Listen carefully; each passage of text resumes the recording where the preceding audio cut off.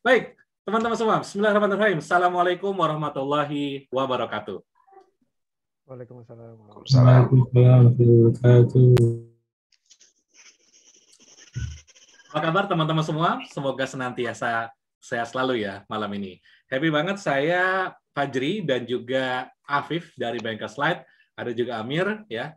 Jadi kita senang banget bisa sharing kepada teman-teman semua malam ini di kegiatan free webinar Bankers Light di hari Rabu tanggal 9 Juni. Insya Allah kita mulai jam setengah 8 sekarang sampai nanti jam 9 waktu Indonesia Barat ya.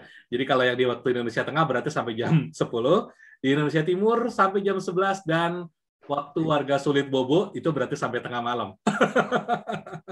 Ada follower sama Bapak ini di sini. Kalau ada, salam untuk wasubuh. Oke, teman-teman semua. Jadi malam ini kita akan ngomongin warna pada visualisasi data. Ya, kenapa tema ini menarik untuk dibahas? Ya, saya akan coba potret dari beberapa angle yang menarik untuk jadi diskusi. Dan malam ini kita sifatnya bukan satu arah ya. Tapi saya sangat berharap malam ini kita bisa berada di sesi yang dinamis, dua arah. Jadi saya punya insight, teman-teman. Tapi saya yakin sekali bahwa teman-teman di dalam pekerjaan sehari-hari, di dalam aktivitas sehari-hari, pasti juga punya banyak sekali insight. Ya, pasti sudah pernah bekerja dengan Excel, pasti sudah pernah membuat chart, pasti sudah pernah presentasi, baik ke sesama rekan, ke atasan, ke level manajemen, direktur, atau sebagainya. Itu banyak banget hal-hal yang menarik untuk menjadi satu diskusi. Ya, oleh karena itu saya sangat berharap sekali kita bisa diskusi dinamis dua arah. Nanti kalau ada pertanyaan, monggo banget silahkan. Dan kalaupun ada yang punya insight, monggo banget juga kalau mau di-share. Ya, jadi tidak satu arah dari saya. Oke, teman-teman semua, sebelum kita mulai, mohon bisa dicek status dulu. Ya, yang pertama, karena ini webinar, ya, saya sangat berharap sekali untuk mikrofon masing-masing dicek. Pastikan dalam posisi di mute, ya, jangan terbuka. Tapi kalau pernah terbuka, bocor, insya Allah dari tim kami di Bankers Light akan siap sedia untuk langsung di mute. Ya. Yang kedua, teman-teman, kalau nanti ada pertanyaan, silahkan taruh di kolom chat. Ya. Dan kalau teman-teman mau bertanya menggunakan mikrofon, silahkan dicek dulu, diklik dulu untuk raise hand. Ya, nanti kita beranggap bahwa teman-teman yang klik raise hand berarti mau bertanya menggunakan mikrofon. Nanti kita akan ada jeda di tengah-tengah, ya. Pokoknya sesekali kita akan berhenti melihat apakah ada pertanyaan untuk didiskusikan. Kalau enggak, kita bungkus, ya. Oke, teman-teman semua, sebelum kita mulai, mari sama-sama kita berdoa. Kita bermohon kepada Yang Maha Kuasa, semoga sesi webinar malam ini menjadi satu sesi webinar yang bermanfaat, menjadi satu webinar yang barokah, menjadi satu webinar yang teman-teman bisa mengambil insight dan kemudian bisa mengaplikasikannya dalam pekerjaan sehari-hari di kantor. Karena saya yakin banget bahwa apapun profesi teman-teman semua, pasti pernah atau pasti sering berhadapan dengan yang namanya visualisasi data. Ya, oke, berdoa, mari kita mulai.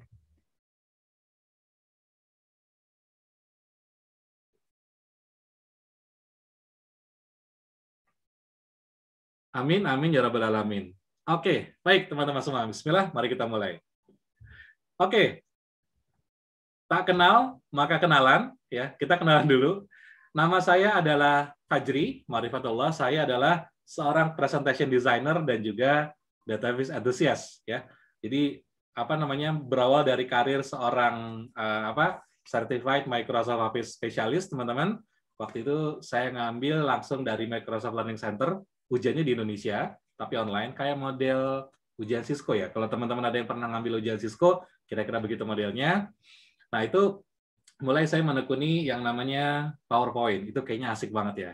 Kemudian di tahun 2017, teman-teman, saya bertemu dengan seorang sosok yang sampai sekarang jadi mentor, itu namanya Bang Andi Sukmalubis. Nah, beliau ini yang punya akun Instagram melukis slide. Nah, itu mentor saya. Luar biasa. Dan waktu itu, teman-teman, sepulang dari training, saya bilang begini, Bang, saya juga ingin sharing di sosial media, di komunitas dengan nama Bankers Light. Waktu itu kan agak rasa-rasa gimana gitu ya, karena industrinya sama gitu.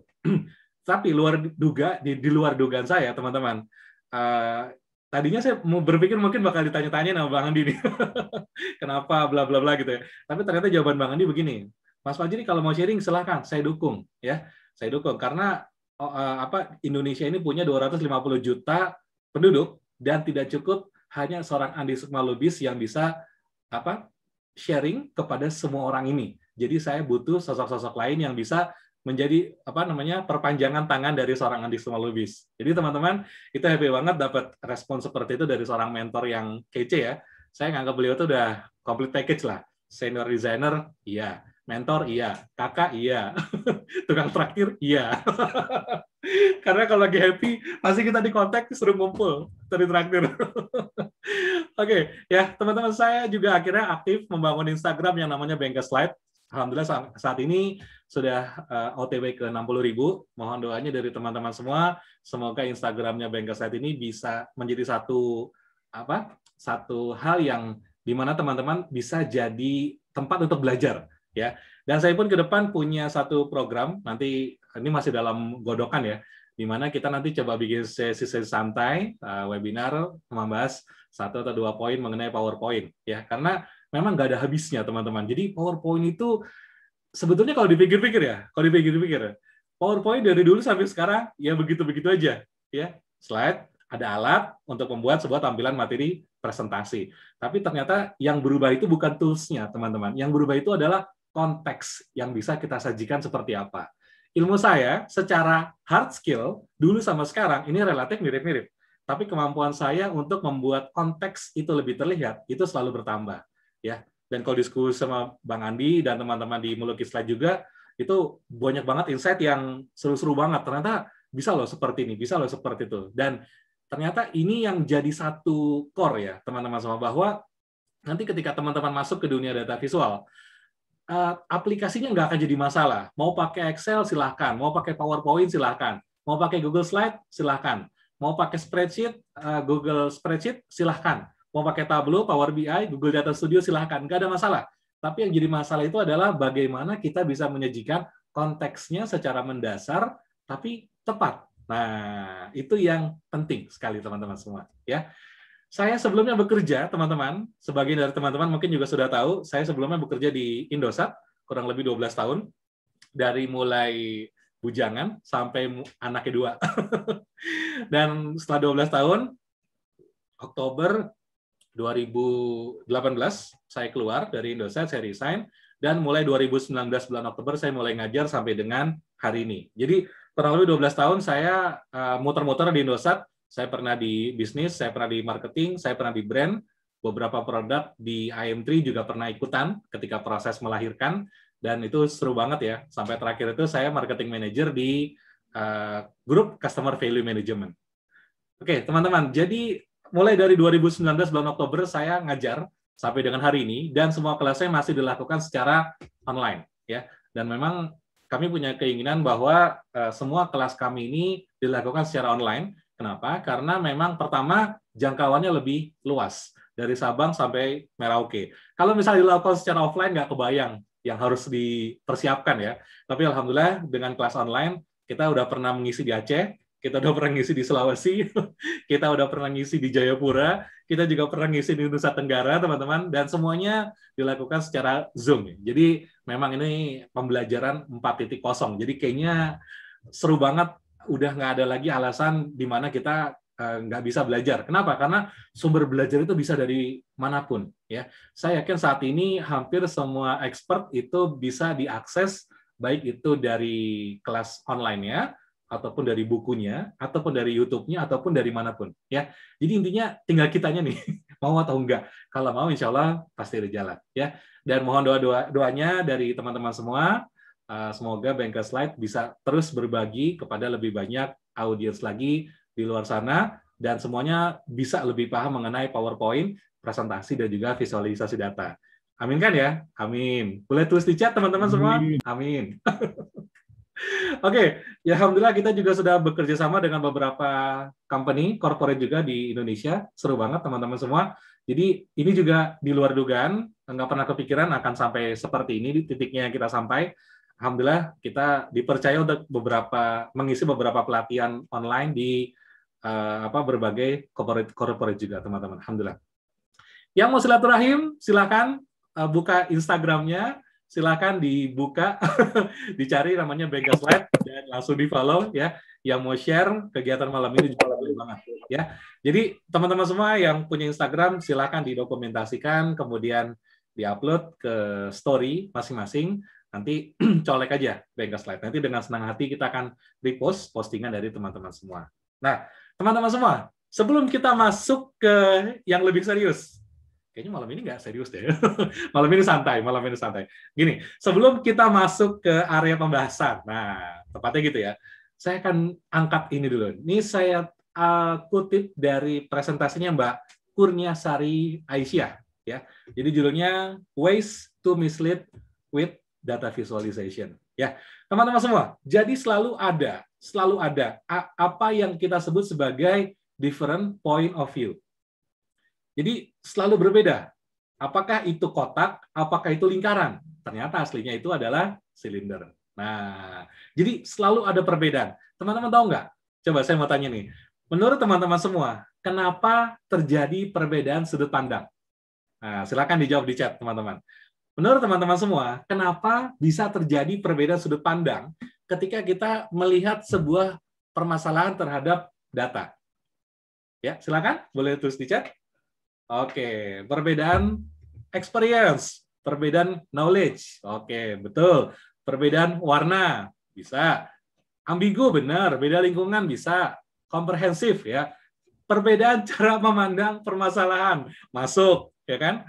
Beda pengalaman, benar banget, teman-teman. Ya, jadi teman-teman semua, semuanya itu tergantung pada cara kita melihat. Sangat tergantung sekali pada pengetahuan yang kita punya plus experience, ya. Tentunya ya kalau kita tanya nih ke anak SD, Dek, coba hitung berapa 4 kali 2.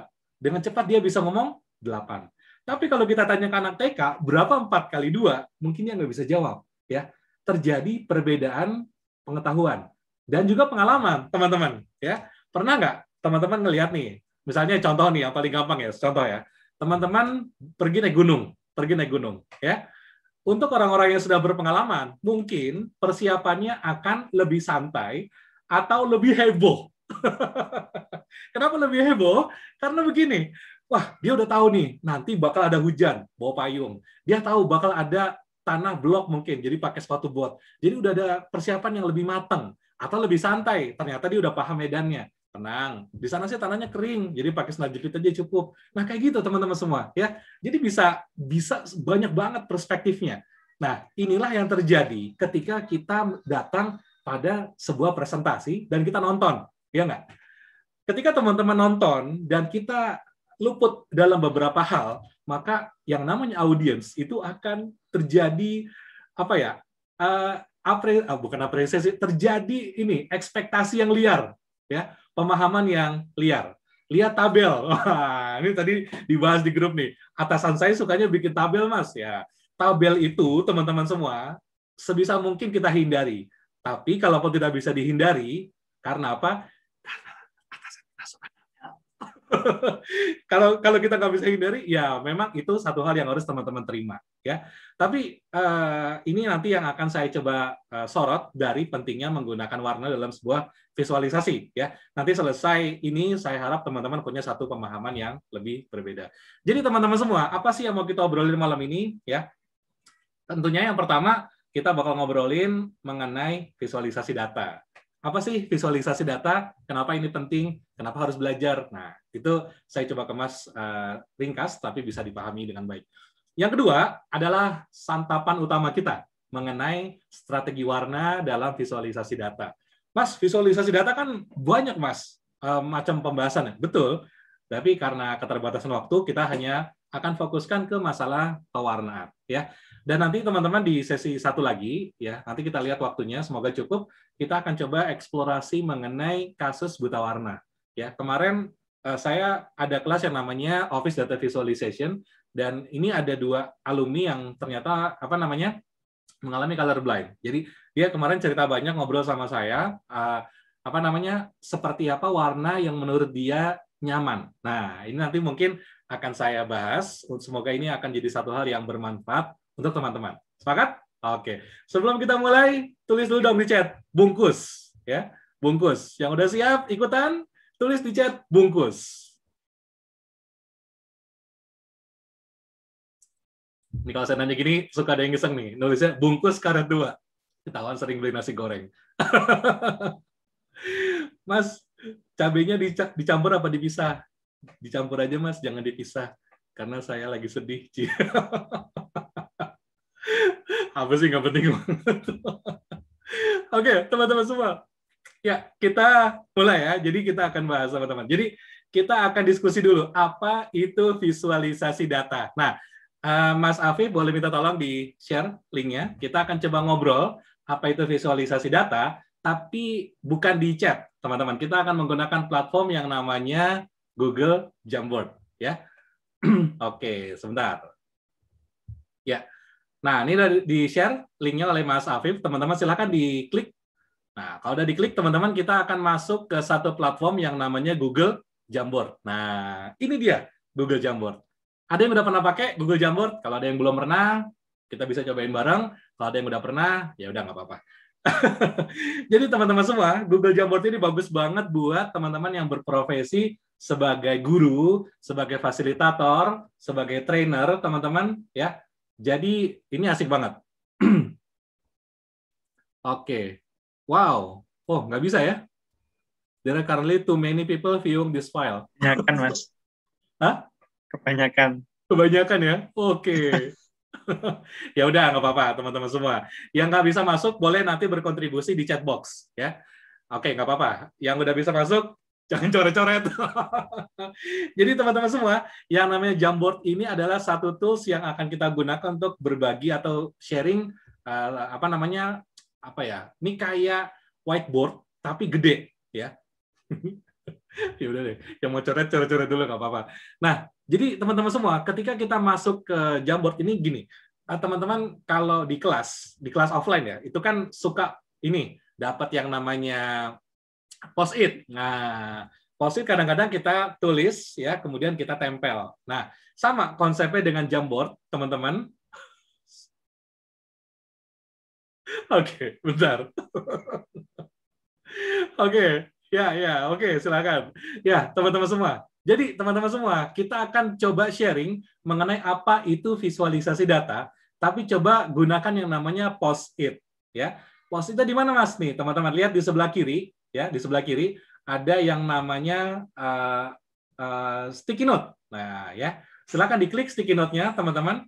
Lalu tuliskan di sini. Tuliskan apa deskripsi visualisasi data menurut Anda. Nah, jadi misalnya saya tulis nih, visualisasi data adalah mengubah, contoh ya, mengubah data menjadi insight.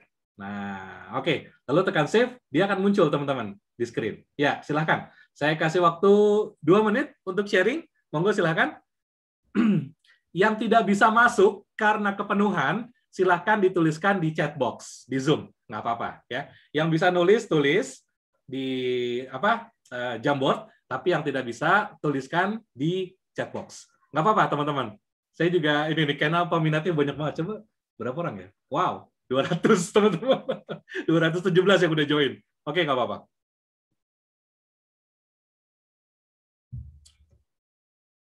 Oke, silakan. Yang bisa masuk ke Jamboard, boleh tuliskan di sticky notes. Tapi yang nggak bisa masuk ke Jamboard, teman-teman boleh tuliskan di chat Zoom. Ya, nggak apa-apa. Di chat Zoom nanti juga akan kita diskusikan. Ya, silakan. Saya kasih waktu 2 menit, teman-teman semua. Monggo, dituliskan. Wow, sudah mulai masuk ya? Oke, kita sambil diskusi, teman-teman.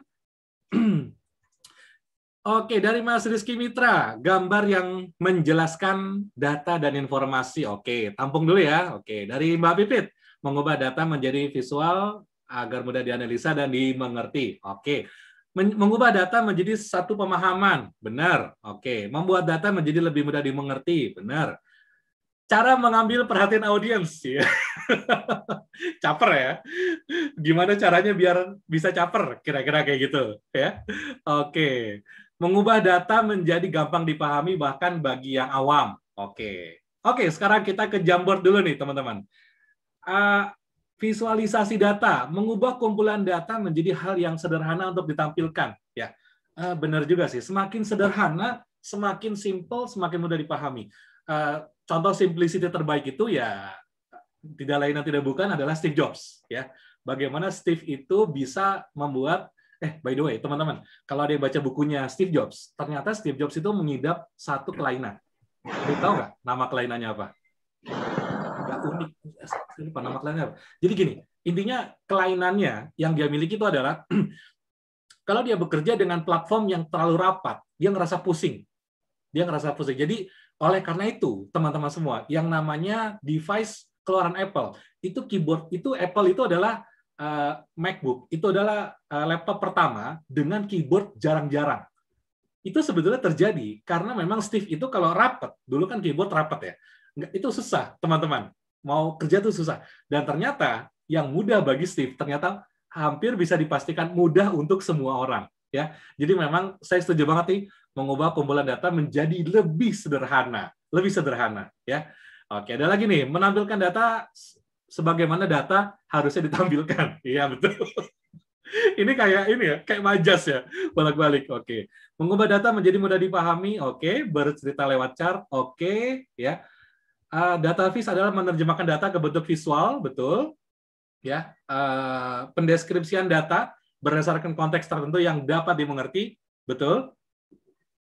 Jadi udah ada beberapa yang bilang ini kaitannya dengan dapat dimengerti, ya.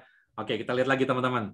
Dari Mas Alam di chat Zoom ya, data driven untuk proses bisnis atau riset dunia pendidikan agar mudah dipahami. Ketemu lagi kan? Mudah dipahami. Oke.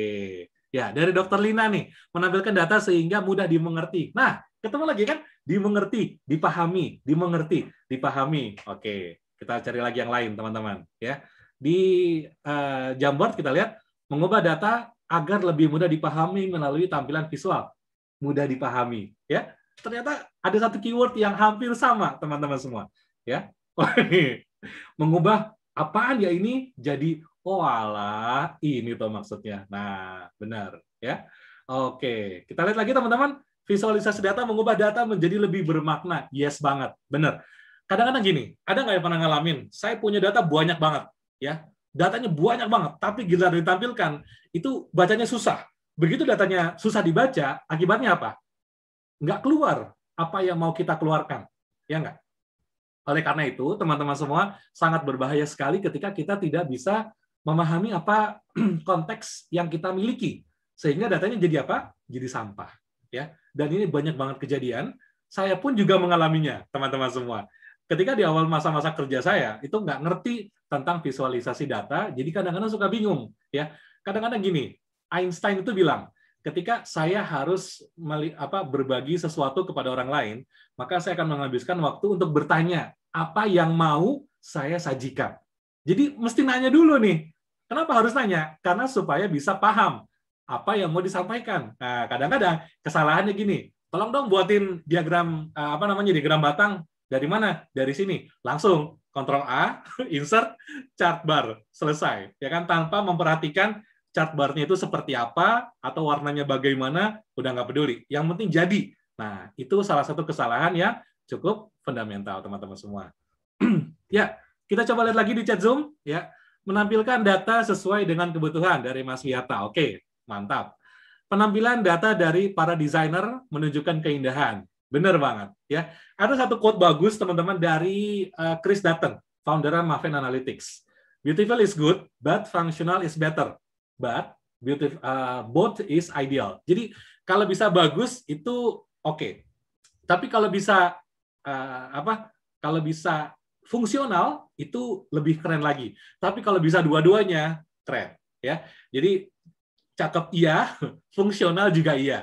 Emang yang susah itu mengawinkan keduanya ya. Kadang-kadang yang bagus belum tentu berfungsi sebagaimana maksudnya, dan sebaliknya, yang berfungsi nggak cakep. Ada yang pernah mengalami masalah kayak gitu? Kalau ada, you are not alone. Oke, wah banyak banget nih teman-teman yang udah kasih feedback. Nah, kita lihat lagi ya. Mungkin 2 lagi kita bacakan. Ya. Visualisasi data telah menampilkan data atau informasi dalam bentuk yang mudah dipahami oleh orang awam, ya, seperti grafik, angka, dan lain sebagainya. Benar banget. Ketemu lagi kata kunci, mudah dipahami, teman-teman. Mudah dipahami. Saya banyak banget nih ketemu nih, ya. Coba kita lihat satu lagi, teman-teman. Ya. cara untuk mempresentasikan data yang terstruktur ataupun yang tidak dengan grafik atau bagan untuk menampilkan info yang tersembunyi di dalam data. Keren banget ya. Jadi teman-teman semua, intinya adalah kalau boleh ditarik satu kata kunci, saya akan tarik visualisasi data adalah mengubah data menjadi bentuk yang mudah dipahami ya. Apapun medianya. Mau pakai diagram batang, silahkan. Mau pakai diagram garis, silahkan. Mau pakai infografis, silahkan. Mau pakai dashboard, silahkan. Ya. Nah, teman-teman, intinya adalah bagaimana visualisasi yang kita buat itu bisa dipahami oleh audiens. Wow, aku mengalami disleksia melihat data ini. Oke, teman-teman. Ya, kita kembali ke materi. Ya, oke. Yang masih mau nulis nggak apa-apa, nanti nggak apa-apa lah. Kita pindah dulu ke materi dulu ya. Nah, teman-teman semua, sekarang begini. Chris Dutton bilang untuk melihat apakah sebuah visual itu efektif, ada aturan 10 detik. Intinya gini, saya kasih waktu 10 detik. Terus coba teman-teman tulis apa insight yang teman-teman dapatkan dari visual berikut ini. Siap? Oke, saya mulai. Siap-siap dulu. Tulis di chat Zoom, ya. 3, 2, 1. Inilah datanya. Ya, silakan. Boleh dilihat. Yang udah dapat insight, boleh tuliskan di chat. Insight-nya apa? Oh, saya minta insight-nya dong. Jangan begini. Oke, teman-teman, ya.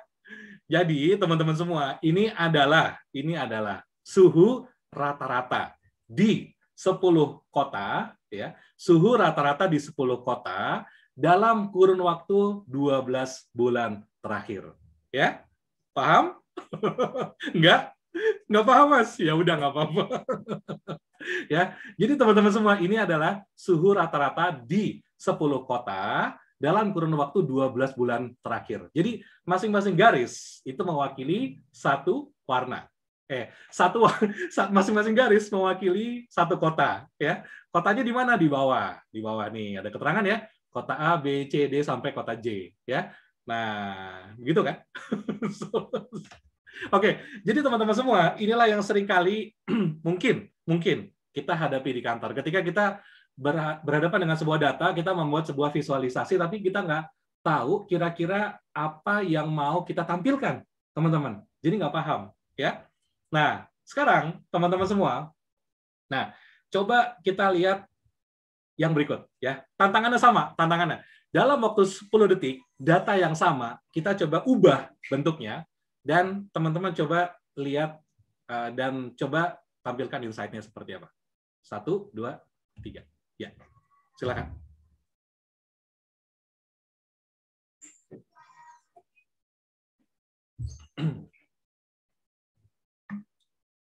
Kebaca? Jadi ini adalah visualisasi dalam bentuk heat map, teman-teman semua. Ya, jadi dalam waktu yang relatif sama, 10 detik, ya, kita langsung bisa melihat di mana titik yang semakin panas dan di mana titik yang semakin dingin. Jadi kalau yang sebelumnya menggunakan diagram garis, yang ini menggunakan yang namanya heat map. Ya, teman-teman, kalau saya tanya, kota mana dalam 12 bulan terakhir yang mengalami suhu rata-rata paling tinggi? Kota mana coba? Wah, langsung tahu ya, Kota mana sekarang yang paling dingin? Wah, tahuan kan? Jadi udah bisa lebih paham ya. Jadi bentuknya berbeda, data sumbernya sama ya. Saya kutip kata-kata dari Mas Abimono. Mas Abimono ini penulis buku yang judulnya Kenapa Bos Benci Cat Anda. Itu kalau mau dicari kayaknya di Tokopedia masih ada. Nggak boleh sebut merek. Kayaknya di itu masih ada, boleh dicari. Jadi Mas Abimono bilang begini, tidak pernah ada chart yang salah, tapi selalu ada chart yang lebih baik, ya. Selalu ada chart yang lebih baik, ya. Nah, teman-teman, sama. Di sini kita membuat visualisasi menggunakan heat map, yang sisi lain kita menggunakan yang namanya diagram garis. Bisa dua-duanya membuat visualisasi, tapi heat map lebih baik daripada diagram garis. Gitu ya. Oke, jadi teman-teman semua, Alberto Cairo bilang di buku How Charts Lie, dia bilang kita bisa mendapatkan banyak informasi dari sebuah chart kalau kita paham bacanya. Ya, contoh yang tadi teman-teman, yang diagram garis, apakah itu mumet? Iya. Apakah itu ruwet? Iya. Tapi ada orang-orang yang lebih nyaman ketika dia membaca diagram garis tersebut daripada heat map. Ada, teman-teman. Sama kayak kasus tabel. Ya, kita bilang tabel itu menyebalkan. Iya. Kita bilang tabel itu liar. Iya. Tapi apakah ada orang yang suka baca tabel? Jawabannya iya. Jadi kita bisa mendapatkan banyak informasi dari sebuah chart kalau kita bisa membaca dan memahami, teman-teman semua. Ya, oke. Jadi secara konsep inilah dari hal-hal seperti inilah yang akhirnya muncul satu disiplin ilmu yang disebut sebagai visualisasi data, di mana memang mayoritas manusia itu mayoritas manusia itu lebih menyukai informasi yang sifatnya visual daripada informasi yang sifatnya teks. Betul? Nah, oh Mas Lucky datang. Halo Mas Lucky, apa kabar? Bos saya suka tabel Mas. Oh ya udah, nggak apa-apa ya, nggak apa-apa. Itu natural sekali. Saya juga sangat memahami. Ya. Nah teman-teman semua, jadi misalnya gini, hal yang mudah kalau misalnya kita interpretasi dalam pekerjaan sehari-hari. Misalnya saya kasih pertanyaan begini kepada teman-teman semua. Nih, saya akan kasih lihat sebuah data lagi pada teman-teman semua. Nah, coba teman-teman dalam waktu singkat, coba identifikasi kantor cabang mana yang perkembangannya paling baik. Ya, datanya seperti ini, teman-teman semua. Ya, silakan. Kantor cabang mana yang perkembangannya paling baik? 1, 2, 3, 4, oke. Dalam waktu 4 detik muncul jawaban pertama dari Mbak Hifdi. Ya, jawabannya di Makassar. Nah, baru muncul jawaban dari teman-teman yang lain. Jadi dalam waktu 4 detik, ya. Oke, ini adalah ketika kita membuat sebuah visualisasi dalam bentuk tabel. Sekarang saya akan ubah visualisasinya dan pertanyaannya sama. Oke, jangan ada yang nulis dulu chat. Stop dulu chatnya, ya. Stop dulu chatnya. Kita akan tampilkan sebuah visual berikutnya dan kita hitung seberapa cepat teman-teman bisa memberikan jawaban pertama. Oke? Hitungan 1, 2, 3. Ya. Di mana teman-teman yang paling bagus? Oke, hitungan 1 detik langsung kelihatan. Ya, ternyata yang paling bagus adalah Makassar. Ini adalah satu perbandingan sederhana antara tabel dengan diagram batang. Memang kalau kita membuat sebuah visualisasi teman-teman semua, yang tabel itu berada di ranahnya agak di bawah, ya. Jadi di dasar. Nah, di atas tabel kita bisa bermain dengan berbagai chart yang lain, teman-teman semua. Nah, tapi nanti ada banyak hal yang harus kita pelajari lagi untuk membuat chart ini menjadi satu chart yang bercerita. Ini masih bentuk yang sangat primitif karena keluaran dari aplikasi Microsoft Excel. Ya, nanti ada cara lagi yang bisa kita lakukan untuk bisa bikin lebih keren. Nah, oke teman-teman, sekarang kita masuk ke materi utama kita. Jadi saya nggak akan, sesuai janji, saya nggak akan membahas banyak mengenai data analisisnya, tapi saya akan coba bahas di bagian strategi warnanya. Ya. Nah, teman-teman, sebelum dimulai, kita ngobrol sebentar. Saya mau tanya 2 hal. 1, teman-teman boleh jawab di chat ya. Yang pertama, apa film favorit teman-teman semua? Dan yang kedua, bagian apa dari film tersebut yang menarik? Nah, silahkan dijawab di chat, ya. Jadi pertanyaan 2 itu, film favoritnya apa? 1, dan kedua, sebutkan scene apa yang paling menarik di film tersebut. Startup ganteng-ganteng. Oke, Suzana makan sate, bang, sate bang. Minum akhirnya dikokop ya, sepanci-pancinya. Avatar makhluknya warna biru, oke. Ip Man pas bertarung, Ip Man berapa nih? Harry Potter pas war sama Voldemort, oke. Oke. Shawshank Redemption pas pejabat digebukin sipir. Mas Krisna luar biasa nih. Doraemon karena punya kantong ajaib. Oke, Transformer ketika robotnya berubah, ya kan, keren banget. Saya waktu itu pernah ngerasain teman-teman waktu itu ada yang bilang gini, kalau nonton Transformer tuh bagusnya di bioskop. Kenapa emang? Ya bagus, kelihatan detailnya gitu kan.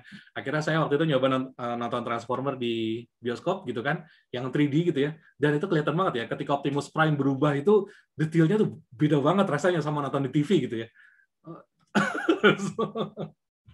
Oke, La Samurai, saat Tom Cruise belajar samurai. Oke. Bukan ketika ngasih pedang terakhir itu ya. Kayaknya lebih haru ya. Oke, Harry Potter ketika belajar terbang. Wah, ini pas pertama kali olahraga itu ya di lapangan ya. Fokus waktu taruhan di stadion. Ini pasti angka 53 ya. Itu memang keren banget ya. Secara nggak langsung udah di stimulus 53, 53, 53. Naruto Shippuden, oke, pelajaran hidupnya, mantap nih Pak Guru, keren. Up, pas balonnya terbang bawa rumah ya, mindahin ke atas gunung, wah itu keren banget ya. SpongeBob warna-warni, oke. Pas Hayati meninggal, sebentar. Ini Mas Abdi Surya, filmnya apa ya? Oke, teman-teman semua, jadi ternyata memang ada ini ya, selalu ada satu kenangan yang membekas ya. Kalaupun kita nonton satu film, katakanlah misalnya kita nonton 3 jam, itu pasti ada satu hal yang menarik dari film itu untuk kita masukkan ke dalam memori kita yang jangka panjang, minimal jangka pendek ya. Sebentar ingat, caranya gampang sebetulnya ngetesnya. Jadi misalnya keluar dari film, setelah nonton film, ngobrol sama teman, udah nonton Avenger belum? Udah. Apa bro yang keren? Wah, gue sedih banget waktu Iron Man mati. Tuh, teman-teman. Itu adalah satu scene yang menarik. Dan kenapa itu bisa terjadi? Karena memang itu sangat distimulus. Dan mungkin bagi kita, itu kena banget di emosinya, teman-teman semua. Nah, hubungannya apa? Nah, nanti kita bahas, teman-teman. Nah, kalau dari saya, Doraemon pas Nobita nikah sama Shizuka. Oke. Dora the Explorer. Apakah kamu melihat serigala? Oke, teman-teman. Thank you banget ya. Oke, teman-teman, kalau saya suka banget sama film ini, Three Idiots. Jadi nonton film ini tuh kayaknya gue banget waktu kuliah gitu ya. Lucu banget. Jadi satu scene yang paling keinget tuh waktu lahiran ya. Lahiran di asrama. Wah, itu listriknya mati ya kan, kemudian ngambil aki. Wah, itu ini banget. Happening banget. Terus begitu paginya si Rancu mau pergi tapi dipanggil sama Virus, dikasih pulpen kan. Terus dia disuruh ujian. Wah, itu ini banget, memorizing banget ya, teman-teman. Nah, teman-teman, apa hubungannya ini sama visualisasi data? Nah, teman-teman, jadi gini, saya mau cerita ada satu teori yang namanya persepsi visual, ya. All be simple, all is well, all is well. Oke, teman-teman, kita kembali ke materi. Jadi, saya akan bicara mengenai persepsi visual. Jadi gini, teman-teman semua. Sebetulnya, teman-teman, kita melihat dengan apa? Mata. Betul ya? Kita melihat dengan mata. Tapi sebetulnya, kita melihat bukan dengan mata. Kita melihat itu dari satu bagian otak yang disebut sebagai iconic memory. Iconic memory ini yang nantinya akan menentukan apakah informasi ini bisa divalidasi atau tidak untuk masuk ke memori yang lebih panjang. Ya. Nah, jadi gini teman-teman, cara kerjanya begini, cara kerjanya. Nah, coba deh teman-teman lihat chart di layar. Saya mau tanya, satu kata, jawab ya atau tidak. Kalau saya tanya, chart ini keren atau tidak? Ya atau tidak jawabannya? Apakah menurut teman-teman ini menarik? Ya atau tidak? Oke, ada yang bilang ya, ada yang bilang tidak. Tapi mayoritas bilang iya. Nah, pertanyaan kedua, apakah teman-teman bisa menarik insight dengan mudah dari chart ini? Atau bisa melihat mana bagian yang paling penting dari chart-chart ini? Jawabannya apa? Tidak ya. Jadi ini kontradiktif ya. Kalau ditanya, apakah chart ini keren? Iya. Terus lu dapat apa dari chart itu? Apa ya?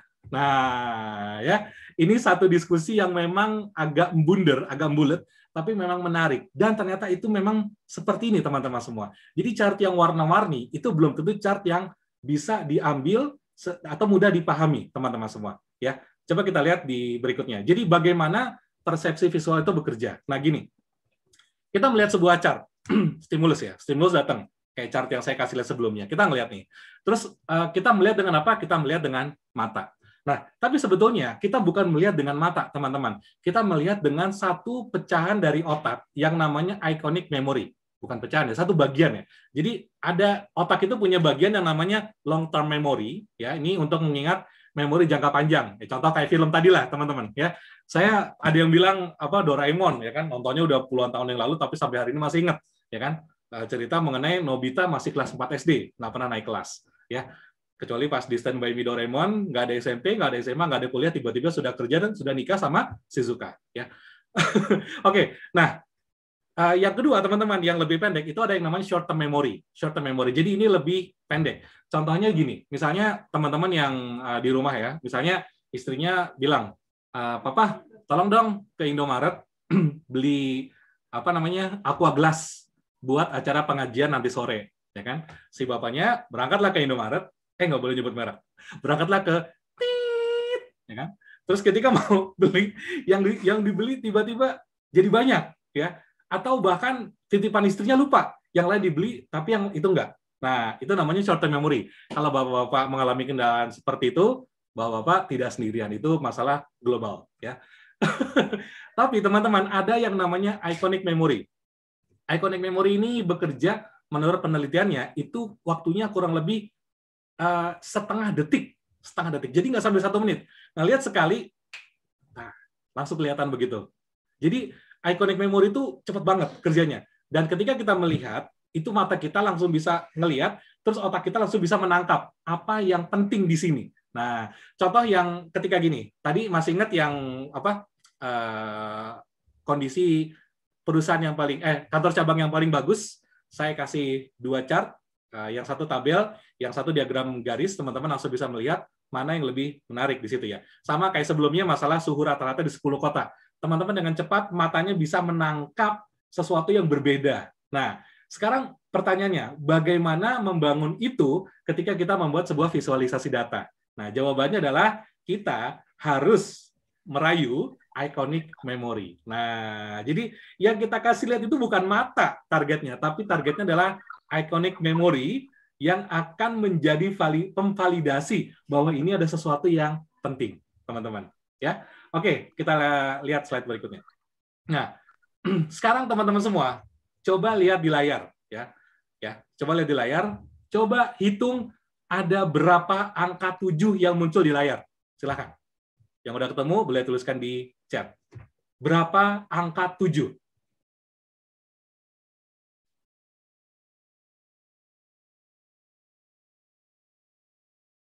Oke, dapat?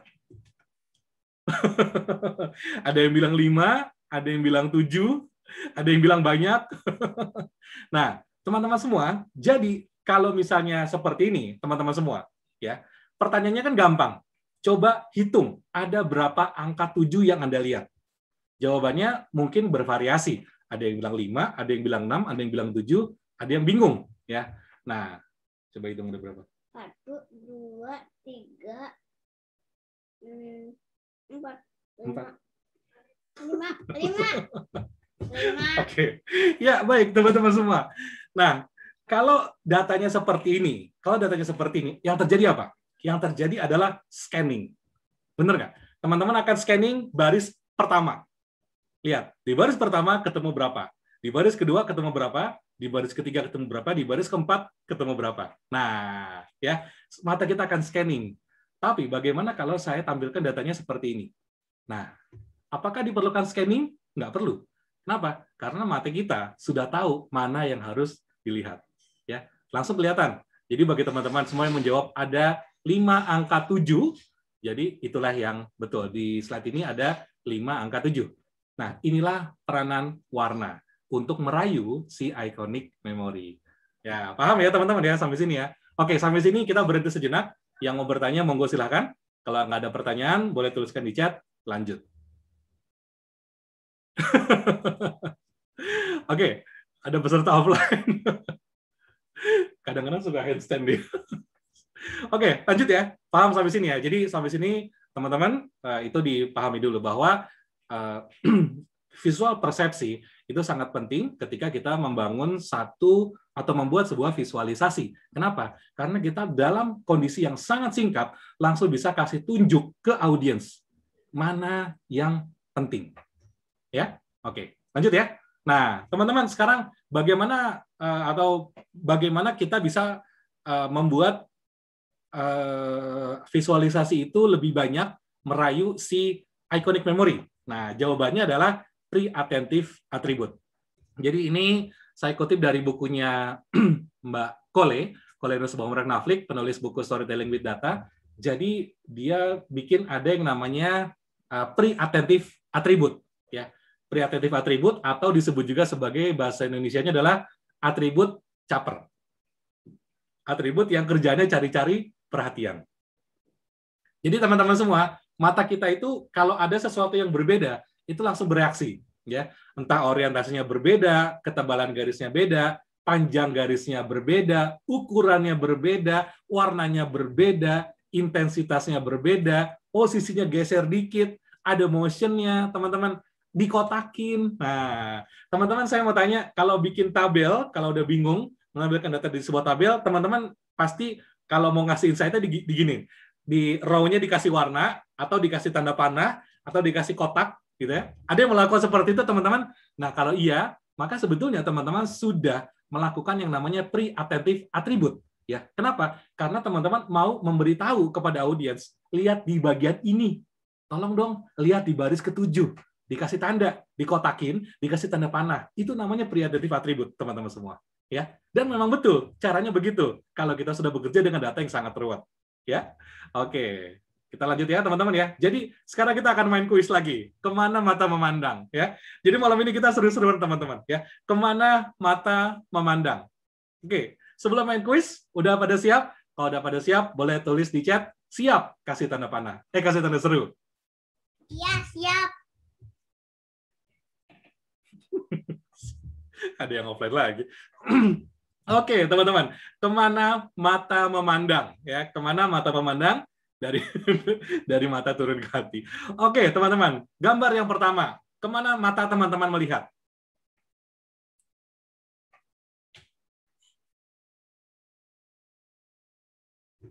Oke. Semuanya langsung fokus ke bagian tengah ya. Karena warnanya paling ngejreng, warnanya merah, tulisannya stop, kapital semua, gede, langsung kelihatan. Jadi ini sangat jelas. Walaupun slide-nya penuh dengan warna, dengan gambar, dengan tulisan, tapi teman-teman tahu ke bagian mana harus melihat, ke bagian mana harus memperhatikan. Oke, lanjut ya. Oke. Nah, silakan. Pertanyaan kedua. Gambar kedua, silakan. Matahari atau pesawat?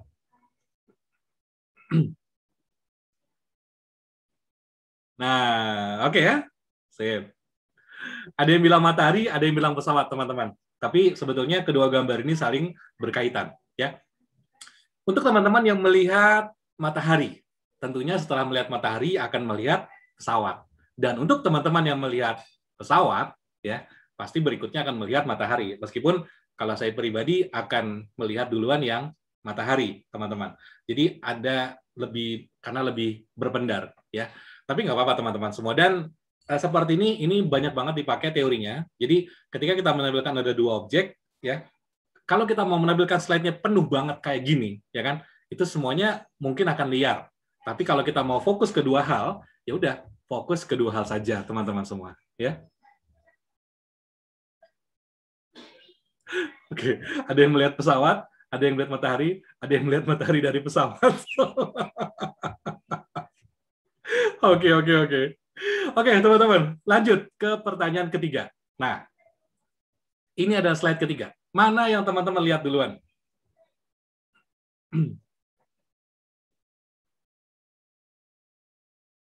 Oke. Perennial sale ya. Kayaknya jawaban terbanyak yang perennial sale. Ada yang bilang tulisan sale, yang di depan ya, yang coklat ya. Tapi yang paling ngejreng, ini kemungkinan besar yang warna pink di tengah-tengah. Kenapa? Karena dia ngejreng. Sebenarnya warna pink ini bersaing sama warna oranye. Yang ini nih. Cuman masalahnya yang warna oranye tulisan moving cell-nya kecil, ya kan? Sedangkan yang perennial cell itu tulisannya lebih gede. Kalau saja di tulisan yang oranye ini tulisannya lebih gede, mungkin teman-teman akan ngelihat langsung yang warna oranye di depan, ya. Jadi teman-teman bisa yang coklat, bisa yang kuning, bisa yang pink. Tapi mungkin mayoritas jawab yang pink ya, perennial cell, karena dia warnanya ngejreng, pink, posisinya di tengah-tengah, kemudian tulisannya juga cukup besar. Nah, di sini teman-teman sudah mulai paham ya, bagaimana keramaian itu menimbulkan distraksi, teman-teman semua. Ya, oke. Ya, kita lihat yang berikutnya, teman-teman. Nah, mana duluan yang dilihat? Itu lagi pada antri di McD. Iya nih, mau pesan McD BTS. lagi heboh ya. Wah, gila itu. Sampai di tadi saya lihat di e-commerce, teman-teman, ada yang jual sampai berapa? 400.000 ya? 500.000. Dahsyat banget, teman-teman. Oke, macam-macam ya jawabannya. Ada yang bilang orange, ada yang bilang kuning, ada hitam, ada merah, ada biru, ya kan? Jadi Dragon Ball bintang 7. Oke. Jadi teman-teman semua, ketika kita memang dihadapkan dengan kondisi seperti ini, teman-teman, kita melihat ini sangat warna-warni. Dan ketika kita melihat ini dalam kondisi yang warna-warni, teman-teman, yang terjadi apa? Yang terjadi, mata audiens akan liar. Ya. Setiap orang itu memiliki preferensi warna. Betul? Betul. Jadi, kalau dikasih lihat gambar ini, untuk orang-orang yang suka warna kuning, akan melihat duluan warna kuning. Yang melihat warna biru, duluan lihat warna biru. Yang suka warna pink, akan duluan pilih warna pink. Duluan pilih warna ungu. Duluan pilih warna hijau, dan seterusnya. Ya, jadi tidak ada fokusnya. Liar. Audiens itu berkreasi. Ya. Nah, sekarang teman-teman semua sama kasusnya. Kalau kita melihat balon kayak gini, teman-teman akan melihat berbagai warna tergantung preferensi. Ya kan? Benar nggak, teman-teman? Bukan ungu tapi lilac. Ampun, Mas. Ampun, Mas Ferdi. Ya. Nah, sekarang teman-teman, bagaimana pre-attentive attribute itu bisa dimainkan dalam kondisi seperti ini? Nah, jawabannya adalah dengan mengubah warna yang lain menjadi warna yang berbeda. Contohnya gimana, Mas? Contohnya begini. Nah, ya kan? Sekarang kalau begini, teman-teman pasti akan langsung fokus ke warna biru. Betul? Atau begini, teman-teman. Warna yang lain, kita bisa lihat begini. Warna ungu. Teman-teman langsung bisa fokus ke bagian warna ungu. Jadi, inilah ketika kita bermain dengan sebuah warna. Begini jadinya, teman-teman. Ya, jangan semuanya dikasih warna. Kalau semuanya dikasih warna, kejadiannya kayak yang tadi. Jawaban pertama, apakah keren? Iya, keren. Jawaban kedua, apakah mudah dipahami? Jawabannya tidak. Nah, itulah yang terjadi, teman-teman, ketika kita bermain warna dalam sebuah visualisasi, teman-teman. Ya, nggak ada balon hijau karena sudah meletus. Nah, sama. Saya mau kasih contoh yang ini agak unik ya. Jadi kisah mobil pemadam kebakaran. Nah, coba deh teman-teman lihat. Nah, teman-teman bisa lihat mobil pemadam kebakarannya di mana? Ketemu? Ketemu ya? Nah, kelihatan kan? Oh, ini. Senang-senang. Mobil kabinnya yang ini. Maaf ya teman-teman ya, ada kerusuhan kecil di sini. Kalau mobil double kabinnya di sini. Oh iya. Mobil yang paling kecil tuh yang ini. Oke. Siap. Oke. Ya, teman-teman. Bisa ngeliat ya. Jadi ketika teman-teman dihadapkan dengan satu kondisi yang sangat kompleks, itu akan butuh waktu untuk mencari. Kenapa? Karena mata kita default-nya bekerja dengan melakukan scanning. Ya, scanning. Sama kayak tadi kasus angka 7. Ingat nggak? Mata kita scanning dari baris pertama, baris kedua, baris ketiga, baris keempat. Baru melakukan akumulasi. Nah, sama teman-teman. Kalau saya tanya, apakah ketemu di sini mobil pemadam kebakaran? Jawabannya ketemu, tapi mungkin butuh waktu. Lain cerita kalau misalnya saya kasih, nah, kayak gini. Ya, pre-attentive attribute, dikasih kotak, dikasih bunderan, langsung kelihatan. Ya, apalagi kalau bunderannya dikasih tanda panah. Nah, ya, kita bisa lakukan begini, teman-teman. Atau begini. Nah, jadi yang lain dikasih jadi grayscale, sedangkan objek itu dikasih warna, terus dikasih lingkaran. Sebetulnya nggak usah dikasih lingkaran, nggak apa-apa juga, udah langsung kelihatan. Ya, jadi teman-teman, inilah ketika kita bermain dengan sebuah warna, dalam satu slide presentasi, ini akan langsung kelihatan mana yang menonjol dan mana yang tidak. Ingat, pre-attentive attribute itu bekerja untuk membuat sesuatu menjadi lebih menonjol. Dengan tujuan apa? Dengan tujuan adalah iconic memory. Ya, itu bisa langsung ketempel ke otak di bagian iconic memory. Bukan mata yang diincar, bukan. Tapi sesuatu yang di belakang sini, teman-teman. Ya, itu lebih menonjol, itu lebih menarik, itu otomatis akan menjadi sesuatu yang mudah dipahami oleh audiens. Ya, oke, lanjut ya. Nah, ini pertanyaan yang sering muncul nih, Mas. Bagaimana kalau slide saya penuh dengan teks? Nah, bisa, teman-teman, bisa. Kita bisa lihat seperti ini. Nah, oke. Ya, silakan dibaca. Nah, ini contoh ya. Ini contoh aja, teman-teman. Ini kalau misalnya slide-nya penuh teks, teman-teman semua. Ya. Nah, oke. Nah, bagaimana pre-attentive attribute bekerja di sini? Kita bisa tetap mainkan warnanya. Contoh nih, misalnya, kita berpikir, kayaknya bagian yang paling penting itu adalah Doraemon-nya. Kita bisa bikin seperti ini. Ya. Kelihatan kan bedanya? Jadi, sekali dilihat, mata kita langsung bisa melihat Doraemon, ya. Atau seperti ini, teman-teman. Nah, misalnya kita mau fokus ke bagian pengarangnya, Fujiko F. Fujio. Atau kita mau fokus ke nama karakternya, ya, Nobita Nobi. Atau kita mau fokus ke bagian abadnya, abad 22, ya. Atau kita bisa lakukan barengan semuanya. Jadi begini, ya. Jadi teman-teman semua, walaupun ini ditampilkan secara keseluruhan, kalau teman-teman kasih kode. Kalau teman-teman kasih kode, ya, mana yang perlu dilihat, maka itu akan menjadi bersahabat. Dibanding teman-teman sudahlah. Tadi pagi yang share siapa ya? Mas Ewaldo ya. Ya, saya akan share 1 jam ke depan, 210 slide, semuanya teks. Oh, audiensnya udah gitu kan. Jadi teman-teman semua, kalau mata kita itu dikasih kode kemana harus melihat, maka itu akan lebih mudah untuk dipahami, teman-teman semua. Ya, jadi ini adalah cara yang sangat bagus pendekatannya ketika teman-teman berhadapan dengan slide yang cukup rumit. Ya, mainkan warnanya. Nah, bisa dipahami teman-teman sampai sini ya? Oke. Ada yang mau bertanya, teman-teman? Silakan. Nah, ini saya kasih contoh bagaimana penerapannya dalam visualisasi. Ya. Contoh ini saya dapat data dari Databox, databox.katadata.co.id. Jadi 10 e-commerce dengan pengunjung terbesar pada kuartal 4 2020. Ya. Nah, teman-teman, ini datanya tabel. Oke. Ada pertanyaan dari sebentar. Mas manusia. Mas, mohon maaf, ini namanya tulisannya masih manusia. Mungkin boleh ditulis atau di rename namanya siapa? Jadi biar kita diskusi bisa enak gitu. Saya kan gak enak nyebut ya. Ada pertanyaan dari manusia, kan kurang enak ya. Oke, bagaimana jika memiliki banyak makna? Nah, kalau memiliki banyak makna, solusi paling baik adalah tergantung kebutuhan. Kalau misalnya memang bisa dipecah, pecah aja. Kalau saya pribadi, kalau memang mau nampilkan beberapa insight, ya dipecah. Jangan jadi satu slide. Kalau mau jadi satu slide, nanti diulang di akhir. Insight yang mau dikutip atau mau diangkat, itu yang seperti apa. Ya. Oke, kita lanjutkan di contoh ini, teman-teman. Jadi ini adalah data e-commerce dengan pengunjung terbesar pada kuartal 4 2020. Ya. Oke, kita lihat teman-teman yang paling tinggi adalah Shopee sama Tokopedia, dan yang paling kecil adalah Sociolla. Jadi teman-teman semua, ketika kita berhadapan dengan tabel, ini tips ya, tips untuk bekerja dengan tabel.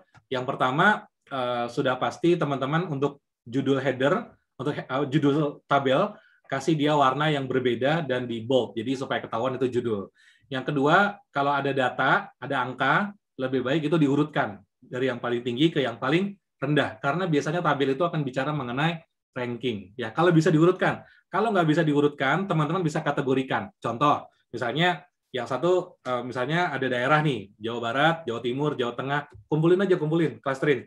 Jawa Timur semua, Jawa Tengah semua, Jawa Barat semua. Nah, itu akan memudahkan untuk dibaca. Dan kalau misalnya memang ada satu hal yang sangat penting sekali, teman-teman bisa gunakan pre-attentive attribute. Ya. Entah dikasih tanda panah, dikasih warna yang berbeda, atau dikasih kotak. Ya, oke ya. Oke, ada pertanyaan dari Mas Didik. Untuk pemilihan warna tidak ada baku atau acuannya kah? Misalnya kayak dari situs Adobe atau Colors dengan paduan warna. Nah, ini saya bahas di bagian habis ini Mas ya. Jadi kita akan coba lihat seperti ini. Oke. Nah, kalau kita bikin seperti ini, maka kalau bikin visualisasi yang pertama, nah, mungkin gini, kita tanya dulu ke teman-teman. Kalau teman-teman dikasih tabel begini dan mau diubah menjadi visual yang lebih efektif, chart apa yang teman-teman akan pilih? Nah, silahkan dijawab. Chart apa yang akan teman-teman pilih kalau ketemu dengan tabel seperti ini? Oke. Oke. Mayoritas jawab diagram batang. Betul ya? Oke, ada yang jawab pie chart. Nah, yang jawab pakai pie chart kurang pas. Kenapa? Karena datanya cukup banyak. Ada 10. Kalau mau pakai pie chart boleh, tapi jangan banyak-banyak. Datanya itu maksimum 5 atau 6. Kalau lebih dari itu kadang-kadang jadi susah dibacanya, ya. Nah, paling betul pendekatannya adalah menggunakan horizontal bar chart. Jadinya kayak gini. Nah, 10 e-commerce dengan pengunjung terbesar pada kuartal 4 2020, ya. Nah, teman-teman, bagaimana pre-attentive attribute itu bisa diterapkan dalam model diagram batang seperti ini? Jawabannya adalah kita harus tahu dulu apa yang mau kita jual, ya. Apa yang mau kita sampaikan kepada audiens. Misal nih, kita mau highlight e-commerce dengan traffic yang paling besar. Kita ngeliat Shopee dan Tokopedia. Nah, jadi ya, kita bisa bikin jadi begini. Nah, kita mulai gini. 5 dulu. 5 dari 10 e-commerce memiliki traffic lebih dari 20 juta pengunjung. Ya, 1, 2, 3, 4, 5. Yang lain di bawah 20 juta. Nah, langsung kelihatan ya. Jadi dengan cara seperti ini, audiens itu akan langsung fokus ke 5 yang di atas. Kalau seperti ini, memang naturalnya mereka akan fokus ke yang besar-besar. Tapi tidak menutup kemungkinan mereka akan juga fokus ke yang kecil-kecil. Nah, kalau kita bikin begini, ceritanya udah beda. Kalau kita bikinnya begini, teman-teman, ceritanya udah beda. Ya, udah langsung bisa fokus ke bagian yang 5 terbesar di atas. Ya, oke. Nah, sekarang bagaimana kalau dari 5 saya mau fokus ke yang 2? Ya, jawabannya sama. Kita bisa mainkan warna. Jadinya begini. Nah, kelihatan? Jadi warnanya sama, biru, tapi kita fokuskan ke yang lebih penting, itu kita mainkan ketebalan warnanya lebih bagus lagi, lebih kuat lagi, teman-teman. Ya. Apakah tulisan Shopee dan lain-lain nggak perlu dibikin biru atau cuma diagram meja? Diagram meja nggak apa-apa. Kita fokusnya ke sini. Karena naturalnya orang akan lihat diagramnya dulu, baru lihat teksnya. Nah, kira-kira begitu. Seret, langsung kelihatan. Ini kebetulan karena udah di-sort ya. Kalaupun datanya diacak, teman-teman, nggak ada masalah. Yang paling panjang, yang paling kuat birunya, itu akan langsung disorot oleh mata kita. Gitu ya? Nah, sama nih teman-teman. Kondisinya natural yang sering terjadi itu begini. Kalau misalnya teman-teman melihat chart berisi sebuah gambar burung-burung seperti ini. Kalau saya tanya, coba tolong cari gambar elang. Ketemu nggak? Langsung ketemu ya. Gambar elang, langsung ketemu. Nah, yang sering kita lakukan tuh gimana? Yang sering kita lakukan tuh begini, teman-teman. Ya, kita punya gambar elang satu. Terus kita berpikir, kayaknya bagus deh ditambahkan burung yang lain. Ya kan? Tambahin lagi. Bos kita datang, tolong dong tambahkan ini, tambahin lagi, tambahkan lagi. Nah, sekarang, apakah elangnya mudah untuk ditemukan? Jawabannya butuh waktu. Ya, tetap bisa ditemukan, tapi butuh waktu. Nah, teman-teman, dengan membuat sebuah pendekatan warna yang berbeda, kita bisa membuat tampilannya menjadi seperti ini. Ya, kelihatan sekarang elangnya di mana? Tetap kelihatan, walaupun gambarnya rumit. Ya, jadi kalau chartnya banyak nggak apa-apa, tapi tetap ada satu yang kelihatan di mata, teman-teman semua. Ya, ada satu yang berbeda, ada satu yang menarik perhatian, dan ini adalah peranan warna. Ya, jadi teman-teman semua sekarang yang suka membuat grafik warna-warni mungkin perlu dipertimbangkan apakah semuanya perlu dibuat warna-warni atau tidak. Nah, gitu ya, teman-teman ya. Nah, contoh nih, saya mau tanya, siapa yang pernah membuat visual seperti ini? Kayaknya banyak ya. Ini saya juga sering banget dulu bikin model begini. Jadi antara populasi dengan pelanggan, kemudian ya intinya ada dua lah ya. Bisa juga antara produk yang terjual dengan revenue yang dihasilkan, ya kan, macam-macam. Nah, nah teman-teman, sekarang bagaimana warna itu bisa berperan di sini, teman-teman? Nah, jawabannya adalah sangat tergantung sekali terhadap apa yang mau kita fokuskan, apa yang mau teman-teman sasar, apa yang mau teman-teman ingin untuk dilihat oleh audiens. Apakah segmen 7, apakah segmen 6, apakah segmen 5, atau segmen yang lain. Nah, jadi harus tahu dulu teman-teman, dimulai dari apa yang mau kita sampaikan. Nah, kesalahannya adalah kadang-kadang ketika kita membuat sebuah visualisasi, kita bilang, semuanya penting, Mas. Ya udah, kalau semuanya penting, jadinya begini, warna-warni. Apakah ini mudah untuk dilihat? Belum tentu. Nah, jadi harus ada highlight. Apa yang mau di-highlight, teman-teman semua? Misal nih, di sini contoh ya, saya meng-highlight segmen 3, segmen 4, dan segmen 5. Contoh ya. Saya bisa bikin jadi bentuknya seperti ini. Ya. Jadi yang lainnya dibikin jadi abu-abu, tetap ada, tapi kita tidak fokuskan. Nah, kita fokuskan hanya di bagian yang memang penting untuk dilihat atau dipentingkan oleh audiens. Dengan cara seperti ini, teman-teman, kita bisa lebih pas ngelihat atau menyajikan data kepada audiens. Ya. Jadi kita tidak akan membiarkan audiens itu matanya pergi kemana-mana. Kita akan jaga matanya di segmen 3, segmen 4, dan segmen 5. Ya. Oke, teman-teman semua. Jadi, balik lagi ke sini, teman-teman. Sekarang sudah paham ya, bagaimana warna itu bisa sangat berperan ketika teman-teman membuat sebuah visualisasi data. Warna-warni apakah boleh? Boleh sih. Cuman masalahnya, ketika warna-warni, oke, kalau ada 10 diagram batang, ada diagram batang dengan 10 chart, 10 batang. Ya. Kalau teman-teman semuanya kasih warna biru, ya nggak ada yang penting. Kalau yang satu dikasih warna kuning, maka itu akan jadi fokus audiens. Kalau yang satu warna kuning, satu warna biru, muncul. Satu warna biru, satu warna kuning, satu warna hijau. Iya, nanti makin lama makin warna-warni. Ketika terjadi warna-warni, maka audiens itu akan pecah. Maka mereka hanya melihat dengan mata, tapi tidak melempar informasi tersebut ke iconic memory yang ada di otak. Baik. Sampai sini teman-teman saya berhenti sejenak. Apakah cukup jelas? Ada yang mau bertanya? Kalau nggak ada yang mau bertanya, boleh tuliskan di chat. Lanjut.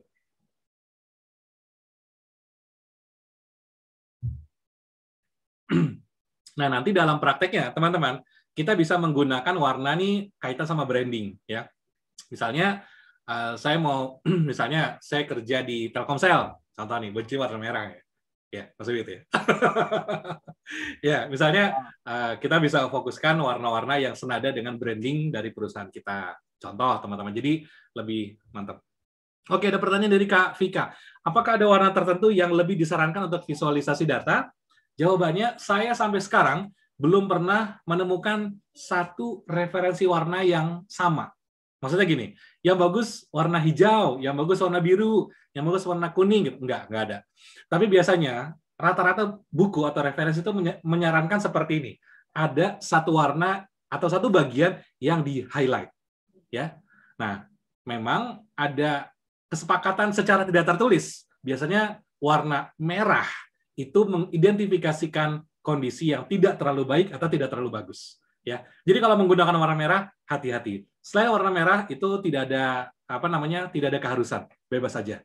Yang penting ada bagian di mana audiens bisa memfokuskan pandangan matanya. Gitu Kak Vika. Oke, ada pertanyaan dari Kak Iin. Diagram pie terlalu banyak warna, apakah maksimal berapa warna dalam satu pie? Kalau diagram pie chart ya, pertama kita ngomong jumlah slice-nya dulu. Ada satu buku menarik ditulis oleh Donna Wong ya, dia seorang jurnalis di sebentar, kok saya lupa ya. Donna Wong itu jurnalis di saya lupa ya. Tapi dia seorang jurnalis data. Dia bikin satu buku, nanti mungkin saya share di chat ya. Jadi dia nulis gini, kalau untuk bikin diagram pie chart ya, sarannya dia itu maksimum 5 sampai 6 slice. Jangan lebih dari itu. Kenapa? Karena kalau lebih dari itu, slice-nya terlalu banyak, dilihatnya jadi agak kurang terlalu numpuk-numpuk gitu. Yang kedua, kalau misalnya menggunakan warna, pendekatannya sama seperti ini ya. Kalau misalnya memang fokus pada satu hal, ya udah ke situ aja. Nah, ada cumannya nih.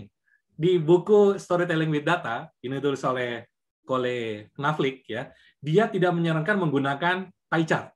Dia menyarankan menggunakan horizontal bar chart. Kenapa? Karena di horizontal bar chart, teman-teman, itu langsung kelihatan mana yang ratingnya paling besar, mana yang ratingnya paling kecil. Ya, saya kasih contoh. Mungkin kita lihat aja langsung ke sini ya. Saya kemarin sempat bikin postingan juga. Nah, teman-teman, saya ini. Nah, ini sebentar.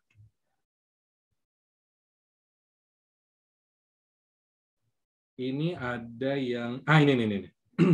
Nah, ini saya kemarin bikin postingan tips menggunakan pie chart ya. Nah, pie chart kan sejatinya itu adalah data proporsi ya. Cuman kadang-kadang menggunakan pie chart itu kita nggak boleh lupa untuk memberikan yang namanya label ya. Nah, coba teman-teman lihat di layar. Ini kondisi kalau kita menggunakan pie chart. Ini kan ada supplier A, B, C, D. Menurut teman-teman, mana yang proporsinya paling besar? Coba dijawab di chat. Mana yang proporsinya paling besar? A, B? Ada yang bilang A, ada yang bilang B. Oke, ya. A dan B. Oke. Nah, teman-teman, ternyata setelah diberikan persentase, jadinya begini. Ya, yang A itu yang paling besar, 34%. Yang B itu 31%. Kalau teman-teman kerjanya nggak pakai angka persentase, itu akan mengaburkan kira-kira proporsinya lebih besar yang mana. Nah, itu yang bahaya. Ya. Jadi di bukunya Storytelling with Data, pie chart itu tidak disarankan, tapi disarankan menggunakan yang namanya ini. Nah, ya, kelihatan kan? Ini namanya horizontal bar chart. Satu kali ngelihat, ya, tanpa ada angka persentasenya, kita langsung tahu supplier A itu yang paling bagus, 34%. Nanti kalau ditambahin angka, lebih keren lagi, teman-teman. Nah, ini adalah satu insight yang saya dapat di buku Storytelling with Data. Gitu ya? Oke. Oke, teman-teman. Kita coba lihat lagi. Apakah ada... kayaknya ada beberapa pertanyaan, teman-teman. Sebentar. Oke, saya lanjut pertanyaan dari Mbak Yani, ya, dari Mbak Yani. Kalau corporate, kalau corporate-nya, kalau warna corporate-nya navy, maroon, royal gold, warna yang dipakai apakah semua atau gimana? Nggak perlu semua, Mbak. Nggak perlu semua, ya. Nggak usah semua jadi masukin. Mau dibikin generasi, Mas? Boleh nggak? Boleh aja. Cuman kalau saya lebih suka warna-warna solid kalau kita bekerja dengan sebuah visualisasi. Gitu. Oke, berikutnya dari Kak Tri. Saya sering membuat diagram seperti itu untuk melihat negara tujuan ekspor tertentu dan biasa ditampilkan 10-20 besar. Bagaimana agar mudah membacanya? Bagaimana berarti hanya satu warna saja atau bagaimana? Balik lagi, Kak Tri. Apa yang Kak Tri mau sampaikan kepada audiens? Ya, kalau misalnya memang tujuannya adalah hanya yang gede-gedenya aja, ya, itu dipilih yang itu aja. Yang lainnya nggak apa-apa tampil, tapi warnanya agak dibikin jadi berbeda. Ya, yang penting poinnya adalah warna itu bisa digunakan sebagai sesuatu yang menarik di audiens untuk difokuskan, gitu ya. Oke. Berikutnya dari Kak Nur, untuk menampilkan harga barang yang berbeda, apakah cocok menggunakan diagram garis? Cocok, boleh aja. Dari Kak Reza, terkait warna branding, apakah color palette kita malah jadi terbatas sama warna branding? Plus minusnya apa kalau warnanya sesuai dengan warna branding? Tentunya kalau kita memilih warna yang digunakan branding, ya, untuk branding, biasanya kan kalau di corporate ada yang namanya corporate guideline. Nah, kalau corporate guideline dipakai, berarti kan nanti visualisasi yang kita buat, itu warnanya sangat warna corporate sekali. Nah, ya, apakah jadi terbatas? Iya, tapi biasanya balik lagi corporate color itu biasanya ada warna turunan. Jadi misalnya ini contoh nih Indosat. Indosat itu kan merah, kuning, hitam, ada putih agak putih gading. Tapi ada warna turunannya. Ada warna biru, agak cian, ada warna hijau. Nah itu biasanya ada tuh warna turunan yang bisa dimainkan, Mas. Jadi bisa lebih fleksibel. Jadi ntar palet warnanya tetap ada banyak pilihannya. Nah, ini benar, Mas Krisna, thank you banget. Donna Wong, Wall Street Journal. Dia jurnalis di Wall Street. Ya. Thank you banget. Oke ya. Nah, bagaimana? Oke, ada pertanyaan lagi dari Kak Tri. Bagaimana melakukan visualisasi dua jenis data dalam dua jenis chart? Sebentar, saya lagi mikir nih. Dua jenis data dalam dua jenis chart. Berarti bikin chartnya dua, tapi datanya dua. Atau gimana? Kalau chartnya dua, ya nggak apa-apa. Dibuat dua aja, kiri kanan gitu ya nggak apa-apa. Ya. Oke, dari Mas Jamal. Oh, oke, dari Kak Tri ya. Misalnya data performansi dan data jumlah. Ya udah, dipecah dua nggak apa-apa, kiri kanan ya. Yang kiri tinggal dikasih keterangan ini data performansi, yang kanan ini data jumlah ya. Kalau misalnya memang ada korelasi antara dua itu, Kak Tri bisa menggunakan seperti yang di layar ini ya. Jadi yang satu kiri sama kanan untuk bagian yang sama itu bisa dikasih warna yang identik supaya kelihatan enak ya. Oke, dari Mas Jamal, untuk permainan gradasi warna sebagai indikator besar atau kecil, apakah better dari warna yang solid? Ya, kalau untuk warna indikasi besar kecil, biasanya yang sering digunakan itu adalah semakin tinggi atau semakin solid, itu berarti dia makin besar. Tapi semakin transparan, ya, dia berarti semakin kecil, gitu Mas Jamal. Oke, teman-teman, kita lanjut dulu ya. Nah, satu lagi kita bakal ngomongin mengenai kasus color blind atau buta warna. Oh, oke. Ada pertanyaan satu lagi mungkin dari Mas Mukhlas ya. Kalau data yang mau dibuat itu bentuknya bagusnya sama atau nggak apa-apa beda di setiap slide. Misalnya, awal diagram batang yang slide 2, pakai diagram pie karena datanya dikit. Atau bagusnya pakai diagram batang semua. Nah, jawabannya gini.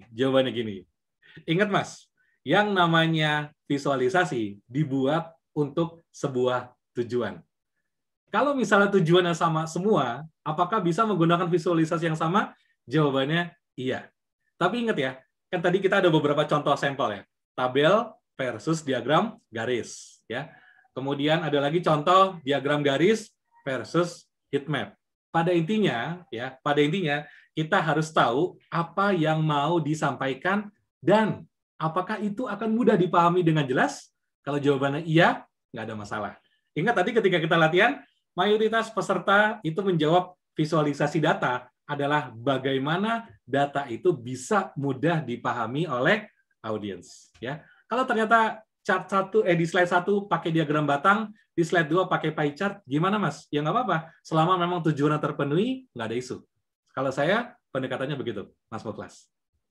Oke, teman-teman, kita lanjut ke sesi 3 mengenai buta warna. Ya, ini menarik. Nah, teman-teman, ini promosi.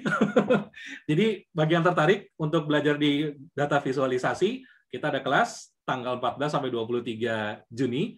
Jadi 2 minggu totalnya, kita punya 4 modul yang dibahas dengan 14 materi pembahasan. Ya, silabusnya apa? Mulai dari fundamental di tanggal 14. Kemudian ada visual dan chart, ini akan eksplorasi jenis-jenis chart yang bisa kita buat di Excel. Kemudian ada storytelling. Nah, yang teman-teman simak malam ini mengenai warna itu adalah bagian dari storytelling. Nanti di kelas ada pembahasan yang lebih lengkap lagi. Dan terakhir ada pembahasan mengenai Google Data Studio untuk membuat sebuah dashboard tanpa coding. Bagi teman-teman yang tertarik, bisa masuk ke Bangka Slide, cek link di bio, ya, atau masuk ke website kami, masteringpowerpoint.com. Oke, kita lanjut pembahasannya mengenai buta warna. Ini mungkin ada beberapa tadi yang udah bahas, ya. Jadi bagaimana buta warna itu bisa menjadi satu hal yang harus diperhatikan ketika kita membuat sesuatu yang sifatnya visual, ya. Walaupun sebetulnya buta warna itu bukanlah satu penyakit, ya. Artinya ada beberapa teman saya pribadi yang buta warna, tapi dia jadi seorang UX designer.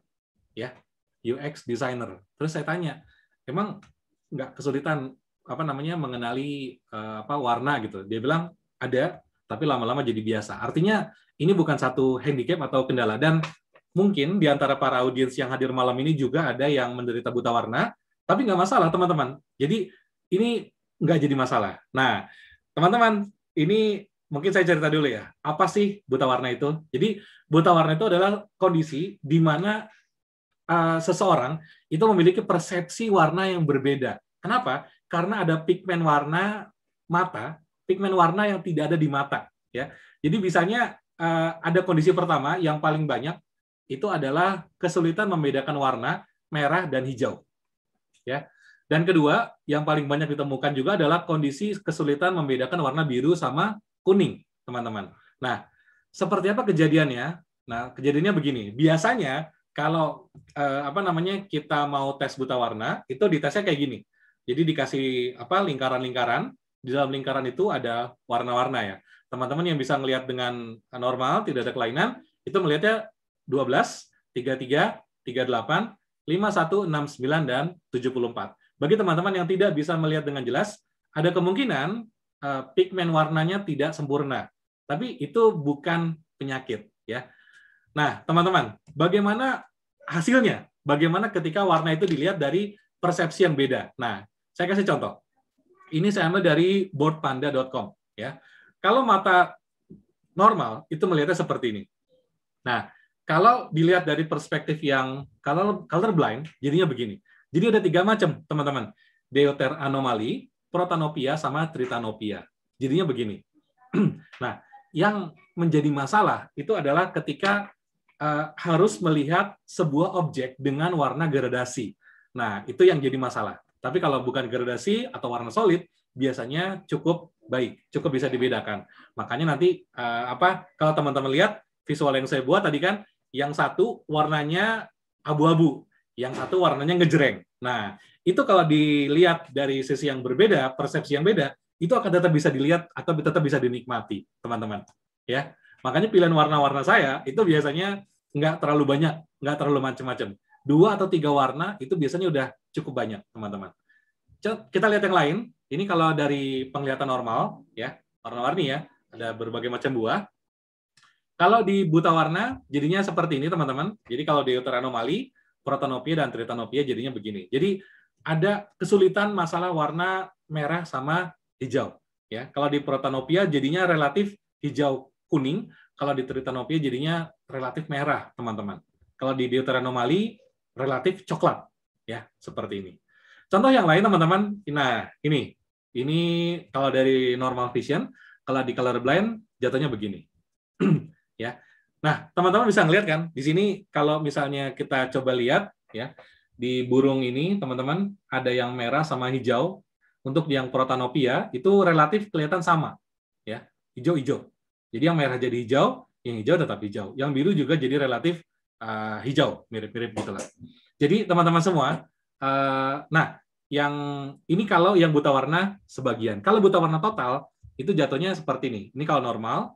Kalau buta warna total jadinya grayscale, teman-teman. Benar-benar nggak ada warna yang muncul. Nah, oleh karena itu, teman-teman, kalau kita bermain visualisasi data, yang sering saya lakukan adalah saya bermain warna itu, banyak yang warna lembut itu warna abu-abu ya, untuk elemen warna yang tidak penting, tapi untuk elemen yang penting, itu saya kasih warna yang rada ngejreng. Ya, entah biru, entah hijau, entah ungu, gitu. Intinya cuman bedanya tipis. Ya, maksudnya yang umum itu saya kasih warna yang sama, tapi yang mau di highlight itu dikasih warna berbeda. Ya, intinya kita membangun fokus audiens, teman-teman. Ya, contoh nih, saya kasih contoh. Kita punya 4 buah diagram garis. Ya, saya yakin teman-teman sering banget membuat seperti ini. Nah, kalau kita mau fokus ke salah satu, ya, misalnya saya mau fokus ke disabled workers, teman-teman. Jadinya kita buat bisa seperti ini. Ya. Kita nggak perlu semuanya kita kasih warna. Cukup memang yang kita fokuskan saja yang mau kita kasih warna. Pertanyaannya gini, Mas, itu kan kalau Mas Fajri mau cuman fokus di disabled workers. Nah, kalau saya pengen fokus ke 4-4-nya, Mas, gimana? Semuanya penting bagi saya. Nah, kalau gitu, jawabannya kayak gini, teman-teman. Ya, saya punya diagram diagram garis, ada 4 garis ya. Nah, saya mau fokus ke 4-4-nya, gimana dong? Ya udah, dipecah jadi 4. Ya, dipecah jadi 4 tetap bisa kelihatan dengan enak kan? Ya. Jadi jangan maksa teman-teman semua. Kalau memang mau fokus ke salah satu, ya monggo silahkan fokuskan ke situ. Tapi kalau memang mau fokus ke semuanya, ya diubah bentuk chartnya. Intinya apa? Fokuskan perhatian audiens. Ya, fokuskan perhatian audiens. Jangan paksa audiens itu untuk memahami sesuatu yang rumit, teman-teman. Ya, contoh kayak gini nih. Nah, ya, siapa yang suka membuat diagram lingkaran seperti ini? Pie chart? Ada? Nah, ketika kita membuat sebuah pie chart seperti ini, mungkin bisa dipertimbangkan bentuk yang lain. Misalnya nih, kita buat jadi diagram batang, ya, dan kita kasih tanda mana yang penting untuk diperhatikan oleh audiens, ya. Yang penting kita kasih warna berbeda dan langsung kelihatan highlight-nya sangat jelas sekali. Sangat jelas sekali. Wah, ini kalau sama guru bahasa Indonesia dimarahin nih. Supaya bisa kelihatan jelas, ya. Baik, sampai sini teman-teman. Apakah ada yang mau bertanya? Silakan. Sekarang kita masuk ke sesi khusus untuk Q&A karena ini adalah akhir dari presentasi malam ini, ya. Silakan kalau ada yang mau bertanya, monggo. Ini saya tutup dengan kata-kata dari Kole, ya. Kole Nus Momrek Naflik, dia bagus banget ini. Kalau teman-teman mau mendalami visualisasi data, ini salah satu referensi bacaan yang saya rekomendasikan banget, ya. Jadi judulnya Storytelling with Data, bukunya warna putih, diterbitkan oleh Wiley. Jadi dia bilang gini, aplikasi hanya bisa membuat chart, tapi cerita bisa membuat data menjadi lebih hidup, ya. Jadi teman-teman semua, kalau kita ngomong, ya, misalnya gini, tolong dong buatkan chart, gampang, pakai aplikasi sekecil Trim, ya. Tapi teman-teman, ketika kita ingin data ini mudah dibaca orang lain, mudah dilihat orang lain, nah itu butuh manusianya, butuh storytellernya, ya, butuh ceritanya. Itu keluar dari kita, bukan dari aplikasi. Jadi kita harus paham apa yang mau disampaikan kepada audiens, ya. Baru kita bisa sajikan chart ini menjadi lebih baik. Oke, baik teman-teman. Ada yang mau bertanya? Oh, ada pertanyaan lagi nih dari Kak Meidi. Trik untuk membuat visualisasi data supaya melihat data langsung otaknya berpikir. Oke, nah saya jawab pertanyaan Kak Meidi, ya. Jadi gini, sebentar, saya stop share dulu. Saya buka satu materi. Ini salah satu materi yang saya ajarkan di kelas, ya. Ini mungkin teman-teman bisa. Ini pertanyaan bagus banget. Saya coba jawab dengan pendekatan seperti ini. Nah, oke. Nah, ini menjawab pertanyaan dari Kak Meidi, ya. Oke. Saya share lagi. Nah, jadi gini, Kak Meidi. Ada satu konteks yang sangat penting yang harus kita pahami ketika bekerja dengan sebuah visualisasi. Ada yang namanya exploratory data analysis atau EDA, dan ada yang namanya explanatory. Bedanya apa? Bedanya gini. Nah, kalau exploratory, ya, itu tujuannya mencari sesuatu yang penting, ya. Kalau explanatory tujuannya adalah menginformasikan temuan yang penting. Paham bedanya? Kalau belum, kita lihat slide berikutnya, ya. Jadi gini, kalau exploratory itu cuma ngasih tahu, ini loh data yang saya punya, ya. Kalau explanatory enggak begitu. Explanatory tujuannya adalah memberikan informasi yang bisa dikonsumsi. Nah, ya. Jadi kalau Mas Meidi mau ngasih data yang membuat audiens berpikir, ya, jawabannya adalah tampilkan data exploratory. Kayak apa itu, Mas? Contoh, ya. Contoh tabel. Nah, tabel itu exploratory, teman-teman. Kenapa? Karena kalau kita sajikan, itu audiens kita akan berpikir, ya. Kita nanti akan kasih lihat. Terus mereka mungkin ada yang mulai dari judulnya. Mereka ada yang mulai dari parameternya. Mereka ada yang mulai dari membandingkan sel yang satu dengan sel yang lain. Itu kayak gitu. Ya, nanti teman-teman kita bisa, atau contoh yang lain, dashboard. Dashboard itu merangsang orang untuk berpikir, ya kan? Coba dong lihat Jawa Barat bulan Januari. Coba dong lihat Jawa Barat bulan Januari, terus periodenya minggu pertama. Nah, kayak gitu.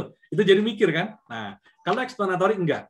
Explanatory ini seperti yang tadi udah kita bahas, ya. Sudah bermain warna, sudah mudah dilihat, sudah mudah dicerna, dan memang itu tujuannya untuk lebih mudah dipahami.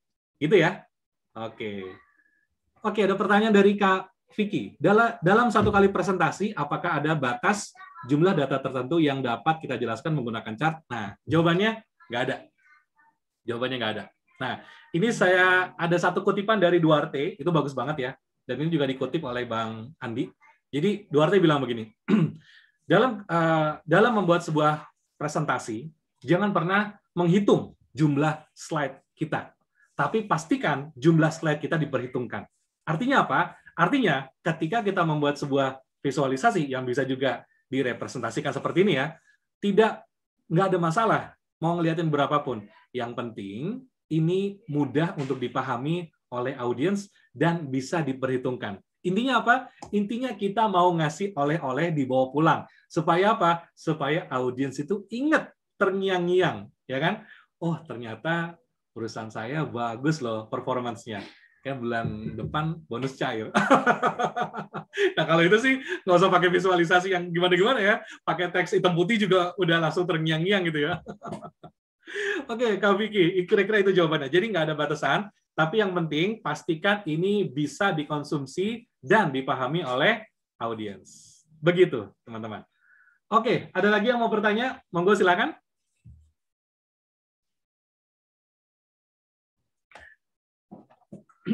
Seru banget ya, teman-teman ya. Jadi kalau bicara mengenai visualisasi data itu memang kayak nggak ada habisnya ya. Jadi apa namanya? Saya pun ketika mulai menekuni data vis itu ngerasa, ini emang keren banget lah. Saya pikir apapun profesi teman-teman semua ya, apapun profesi ya, mau sebagai data analis, udah pasti, mau sebagai orang procurement, orang hukum, orang regulatori, ya macam-macam lah, apapun profesinya, teman-teman sebaiknya memahami mengenai visualisasi data. Kenapa? Karena memang di masa depan kita ini sangat butuh sekali, teman-teman. Jadi saya punya banget pendekatan yang namanya ada satu quote yang bagus banget, judulnya gini. Data is the new oil. Ya, data is the new oil. Jadi ini akan jadi minyak, ya seperti minyak bagus di keren lah gitu. Nah, minyak itu kan ada di dalam bumi, ya kan? Dan harus diekstrak. Diekstrak itu menggunakan teknologi, betul ya? Pompa angguk ya, pompa angguk. Nah, dalam kaitan dengan visualisasi, yang namanya skill visualisasi data atau data vis itu adalah teknologi untuk mengekstrak data. Nah, gitu teman-teman semua ya. Jadi bagi teman-teman yang mau meluangkan waktu untuk belajar mengenai visualisasi data itu bagus banget karena pasti insya Allah akan bermanfaat apapun profesi yang teman-teman jalani saat ini. Dan teman-teman gini, saya sangat percaya banget sama tren ya. Bagi teman-teman yang bermain di Instagram, tentunya tahu yang namanya karusel itu mulai di Indonesia ramai tahun 2020 ya. Tapi sebetulnya di luar negeri itu udah ramai 2-3 tahun sebelumnya. Sama seperti tahun ini teman-teman. Sekarang ini kalau kita belajar referensi data di Indonesia itu masih sangat jarang ya. Tapi kalau teman-teman cari referensi di luar negeri itu udah banyak banget. Artinya apa? Tinggal nunggu aja 2, 3, atau 4 tahun lagi, itu akan sangat ramai sekali di Indonesia mengenai visualisasi data. Jadi, bagi teman-teman yang mau belajar visualisasi data, referensinya udah banyak banget, bisa belajar dari manapun, dan itu insya Allah tidak akan rugi, karena itu adalah skill yang akan menjadi aset di masa depan. Gitu ya? Oke, teman-teman, saya ada pertanyaan lagi. Ini adalah, dari Kak Christian ya, apakah ada tips khusus untuk penyajian data KPI? Kalau KPI rata-rata biasanya menggunakan tabel ya. Kalau saya seringnya bikin KPI pakai tabel, Mas Christian, nanti tinggal diatur-atur aja angkanya seperti apa. Kita mainkan warnanya aja ya. Warna itu udah cukup banget untuk membuat satu perbedaan antara baris yang satu dengan baris yang lain. Oke, dari Mas Jamal ya. Untuk visualisasi data yang disajikan untuk ke manajemen sebaiknya seperti apa, dan chart yang baik bentuknya apa? Balik lagi Mas Jamal ya. Chart yang baik, visual yang baik itu adalah chart yang sesuai dengan kebutuhan serta mampu dipahami dengan jelas ya. Jadi Mas Jamal harus direnungkan lagi kira-kira apa yang mau disampaikan ya. Apa yang mau disampaikan. Kalau misalnya tahu, nanti baru diturunkan. Oh, saya mau bikin komparasi. Komparasi itu bagusnya pakai diagram batang. Kenapa? Langsung kelihatan sebelah-sebelahan. Saya mau bikin komparasi tahun 2019 dengan 2010. 2019 dengan 2020 ya. Langsung tuh kelihatan Januari, Februari, Maret nempel, kelihatan komparasinya. Saya mau mengeluarkan tren data 2015 sampai 2020 tiap bulan. Nah, berarti kan 5 tahun dikali 12, berarti ada 60 titik. Bagusnya pakai apa? Pakai diagram garis. Gitu, Mas. Ya. Oke, lanjut ya. Dari Mas Mukhlas, apakah ada font dan ukuran tertentu agar audiens fokus dan paham pada diagram? Jawabannya, saya punya pendekatan gini, Mas. Yang namanya visualisasi itu, atau bikin presentasi, ya kita mungkin ngomongin presentasi data ya. Itu kayak orang masak. Kayak orang masak. Ya. di awal kita memang butuh patokan. Misal nih, buat footer itu minimum 10 poin. Untuk teksnya 12. Untuk headline-nya mungkin bisa 30 atau lebih besar lagi. Tapi jujur aja nih Mas, jujur, semakin ke sini saya semakin tidak menggunakan referensi ukuran besar. Harus berapa? Referensi saya adalah ini enak di mata dan mudah untuk dibaca. Gitu Mas. Mungkin ini agak abstrak pendekatannya, tapi ini berasa banget ketika nanti Mas menyusun. Ya, intinya ketika kita bisa ngelihat, membacanya enak, itu udah cukup. Gitu aja. Oke. Dari Mas Yudi ya, saya sering diminta bos menyajikan data banyak, disimplifikasi menjadi hanya beberapa slide, dan semuanya dianggap penting. Bagaimana strateginya? Nah, ini yang sangat banyak sekali ditanya, ya. Ini semuanya penting. Nah, gini, ketika saya punya 10 slide, ya, ketika saya punya 10 slide, semuanya penting. Ya udah. Ketika saya punya 20 slide, semuanya penting, berarti audiens harus fokus ke 20 slide. Ya. Ketika saya punya 30 slide, dan saya bilang 30 slide semuanya penting, maka audiens akan harus fokus ke 30 slide. Betul ya? Nah, artinya apa? Kalau kita ngomong semuanya penting, maka di level kepentingan di sisi audiens, level kepentingannya akan turun. Ya. Jadi tetap bagi saya pribadi, kalau boleh memberikan saran, strateginya adalah ngobrol dulu sama bosnya. Ngobrol dulu sama bosnya. Bos, kira-kira nih, yang mau di-highlight apa, bos? Nah, gitu ya. Ngobrol dulu. Itu nggak salah kok. Itu nggak salah. Ya. Jadi kadang-kadang, antara kitanya nggak enak mau nanya, atau kitanya malu mau nanya, atau kitanya ngerasa takut dibilang nggak bisa, atau nggak kompeten, atau lainnya. Ya. Tapi gini teman-teman, komunikasi dengan atasan itu penting banget. Itu penting banget. Kalau memang dibilang semuanya penting, saya nggak percaya. Saya nggak percaya. Pasti ada level kepentingan yang hierarki, di mana satu lebih penting dari yang lain. Jadi, saran buat Mas Yudi, coba ngobrol dulu sama bosnya, kira-kira apa yang mau di-highlight. Kira-kira begitu, Mas. Oke. Oh, ini dari Mas Krisna, buku penutup. Namanya Storytelling with Data. Itu ditulis oleh Cole Nussbaumer Knaflick. Itu bagus banget bukunya. Ya. Oke, dari Kak Hifdi ya. Barangkali bisa disebutkan buku-buku yang bisa dibaca. Oke, nanti buku-bukunya saya share di grup aja ya, supaya gampang. Nanti teman-teman bisa nyari referensi juga lebih jelas. Oke. Oke, dari Mas Ahmad. Oke, baru kulit. Oke, Mas, kalau mau bergabung di trainingnya, monggo, silakan. Ini apa namanya? Insya Allah pekan depan kita mulai kelasnya, dan kelasnya juga kita bikin kelas malam ya, 4 kali pertemuan, 2 minggu, 14 materi pembahasan. Ya, dari Kak Santi, kalau presentasi mengenai ketentuan gimana Mas? Bisa menggunakan banyak kata. Wah, ini nih. Presentasi mengenai regulasi, presentasi mengenai legal, presentasi mengenai apa lagi? Ada yang bikin model-model begini, nih saya lihat yang muka-mukanya senyum-senyum, ketawa-ketawa, berarti itu memang kerjanya di kantor ya. Nah, oke teman-teman, gitu gimana? Nah, jawaban saya gini, kalau judulnya seperti itu ya, kalau memang seperti itu ya, gini, coba buat satu slide yang namanya executive summary, taruh di bagian paling depan, ya. Contoh nih, kita ngomongin policy, undang-undang. Ya, ini saya dulu pernah kerja di HR, teman-teman, di HR di diklat ya. Jadi seringkali kita melakukan sosialisasi kepada karyawan. Nah, biasanya nota dinas itu kita kirimkan, ya udah, kita kirimkan pokoknya penjelasannya nota dinas perubahan mengenai ABC. Silakan dibaca file terlampir, ya kan? Udah, ternyata itu nggak dibaca, teman-teman. Kenapa? Karena ketika dilempar orang yang jadi target kita juga nggak paham mau baca yang sebelah mana, ya.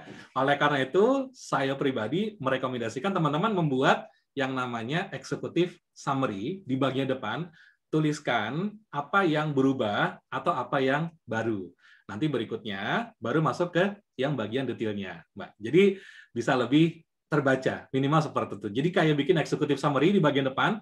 Jadi pada peraturan ini yang poin pentingnya 1, 2, 3, 4, 5. Baru Berikutnya kita bahas detail satu persatu. Itu akan lebih baik ketimbang buka slide langsung dijembreng. Wah, itu audiensnya, ampun Pak, ampun Pak. Gitu ya. Oke, sip, teman-teman.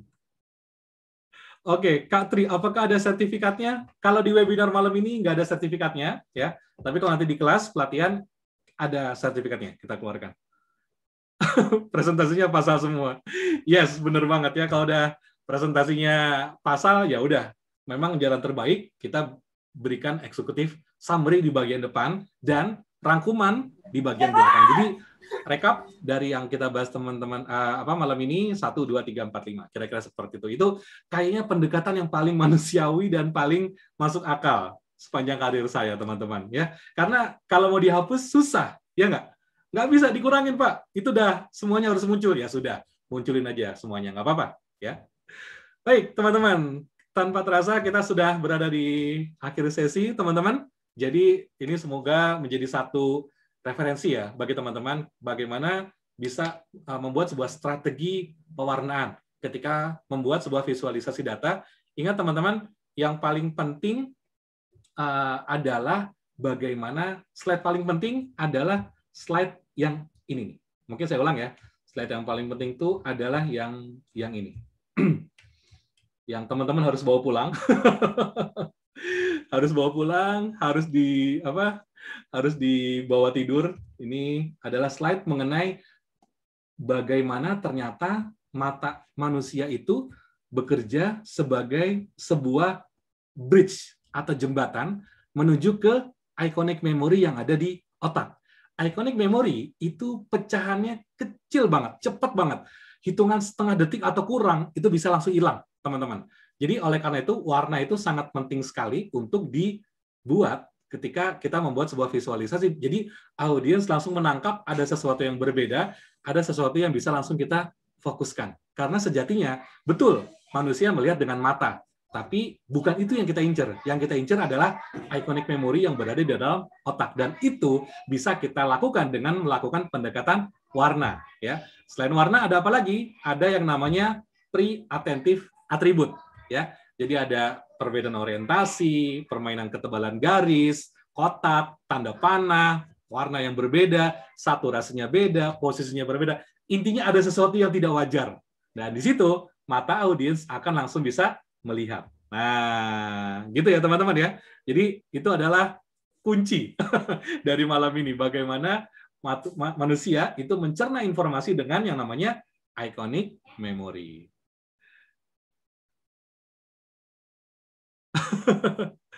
Benar. Oke. Baik, teman-teman semua, menutup sesi malam ini kita akan foto bareng dulu ya. Silakan boleh dihidupkan kameranya. Jadi kita akan foto bareng dulu. Thank you banget teman-teman yang sudah hadir dari Sabang sampai Merauke. Ini happy banget ya bisa berbagi seperti ini karena bagi saya sendiri teman-teman semakin kita banyak baca buku ya, semakin banyak kita nonton e-course, semakin banyak kita ngelihat atau dapat referensi itu rasanya kepala itu makin penuh, ya nggak sih? Dan cara terbaik adalah harus ditumpahin. Dan terima kasih malam ini teman-teman sudah bersedia saya tumpahin apa yang ada di dalam kepala saya. Oke, teman-teman semua, jadi kita akan foto bareng ya. Sudah diaktifkan kameranya? Baik, ini ada 8 layar. Boleh minta tolong Mas Afif, bantuan Mas? Siap, aman. Untuk dokumentasi. Oke. Baik, teman-teman semua. Wah, thank you banget yang udah join malam ini. Oke, teman-teman silakan hidupkan kameranya dan angkat jempolnya ke atas. Kita akan foto bareng. Wah, hitungan ketiga ya, teman-teman ya. Siap? 1, 2, dan 3. Oke, tahan dulu teman-teman. Oke, thank you banget Mas Rama. Mantap. Slide kedua, kita pindah teman-teman. Mas Pararto, thank you banget. Udah bikin kopi, Mas? Slide 3. Oke, slide 3, tahan. Oke, yang nggak bisa nyalain kamera, nggak apa-apa. Aman? Slide 4. Oke, teman-teman, tahan dulu. Mas Wid, thank you banget udah di rumah. Slide 5. Slide 5, teman-teman, tahan. 3 slide lagi. Slide 6. Oke, slide 6. Satu lagi. Oke, aman. Oke, teman-teman. Aman. Oke, teman-teman, thank you banget sudah join di webinar malam ini. Semoga sesi malam ini menjadi satu manfaat, satu sesi yang berkah, satu sesi yang menjadi bisa diaplikasikan dalam pekerjaan sehari-hari. Dan saya juga minta doanya, semoga Bengkel Slide bisa terus berbagi, bisa terus menjadi referensi, dan bisa terus menambah manfaat siapapun yang ingin belajar mengenai presentasi dan juga PowerPoint serta visualisasi data. Ya, baik teman-teman semua, saya tutup dengan sebuah pantun. Kalau ada umur di ladang, boleh saya menumpang mandi. Kalau ada umur kami panjang, kapan-kapan kami numpang mandi lagi.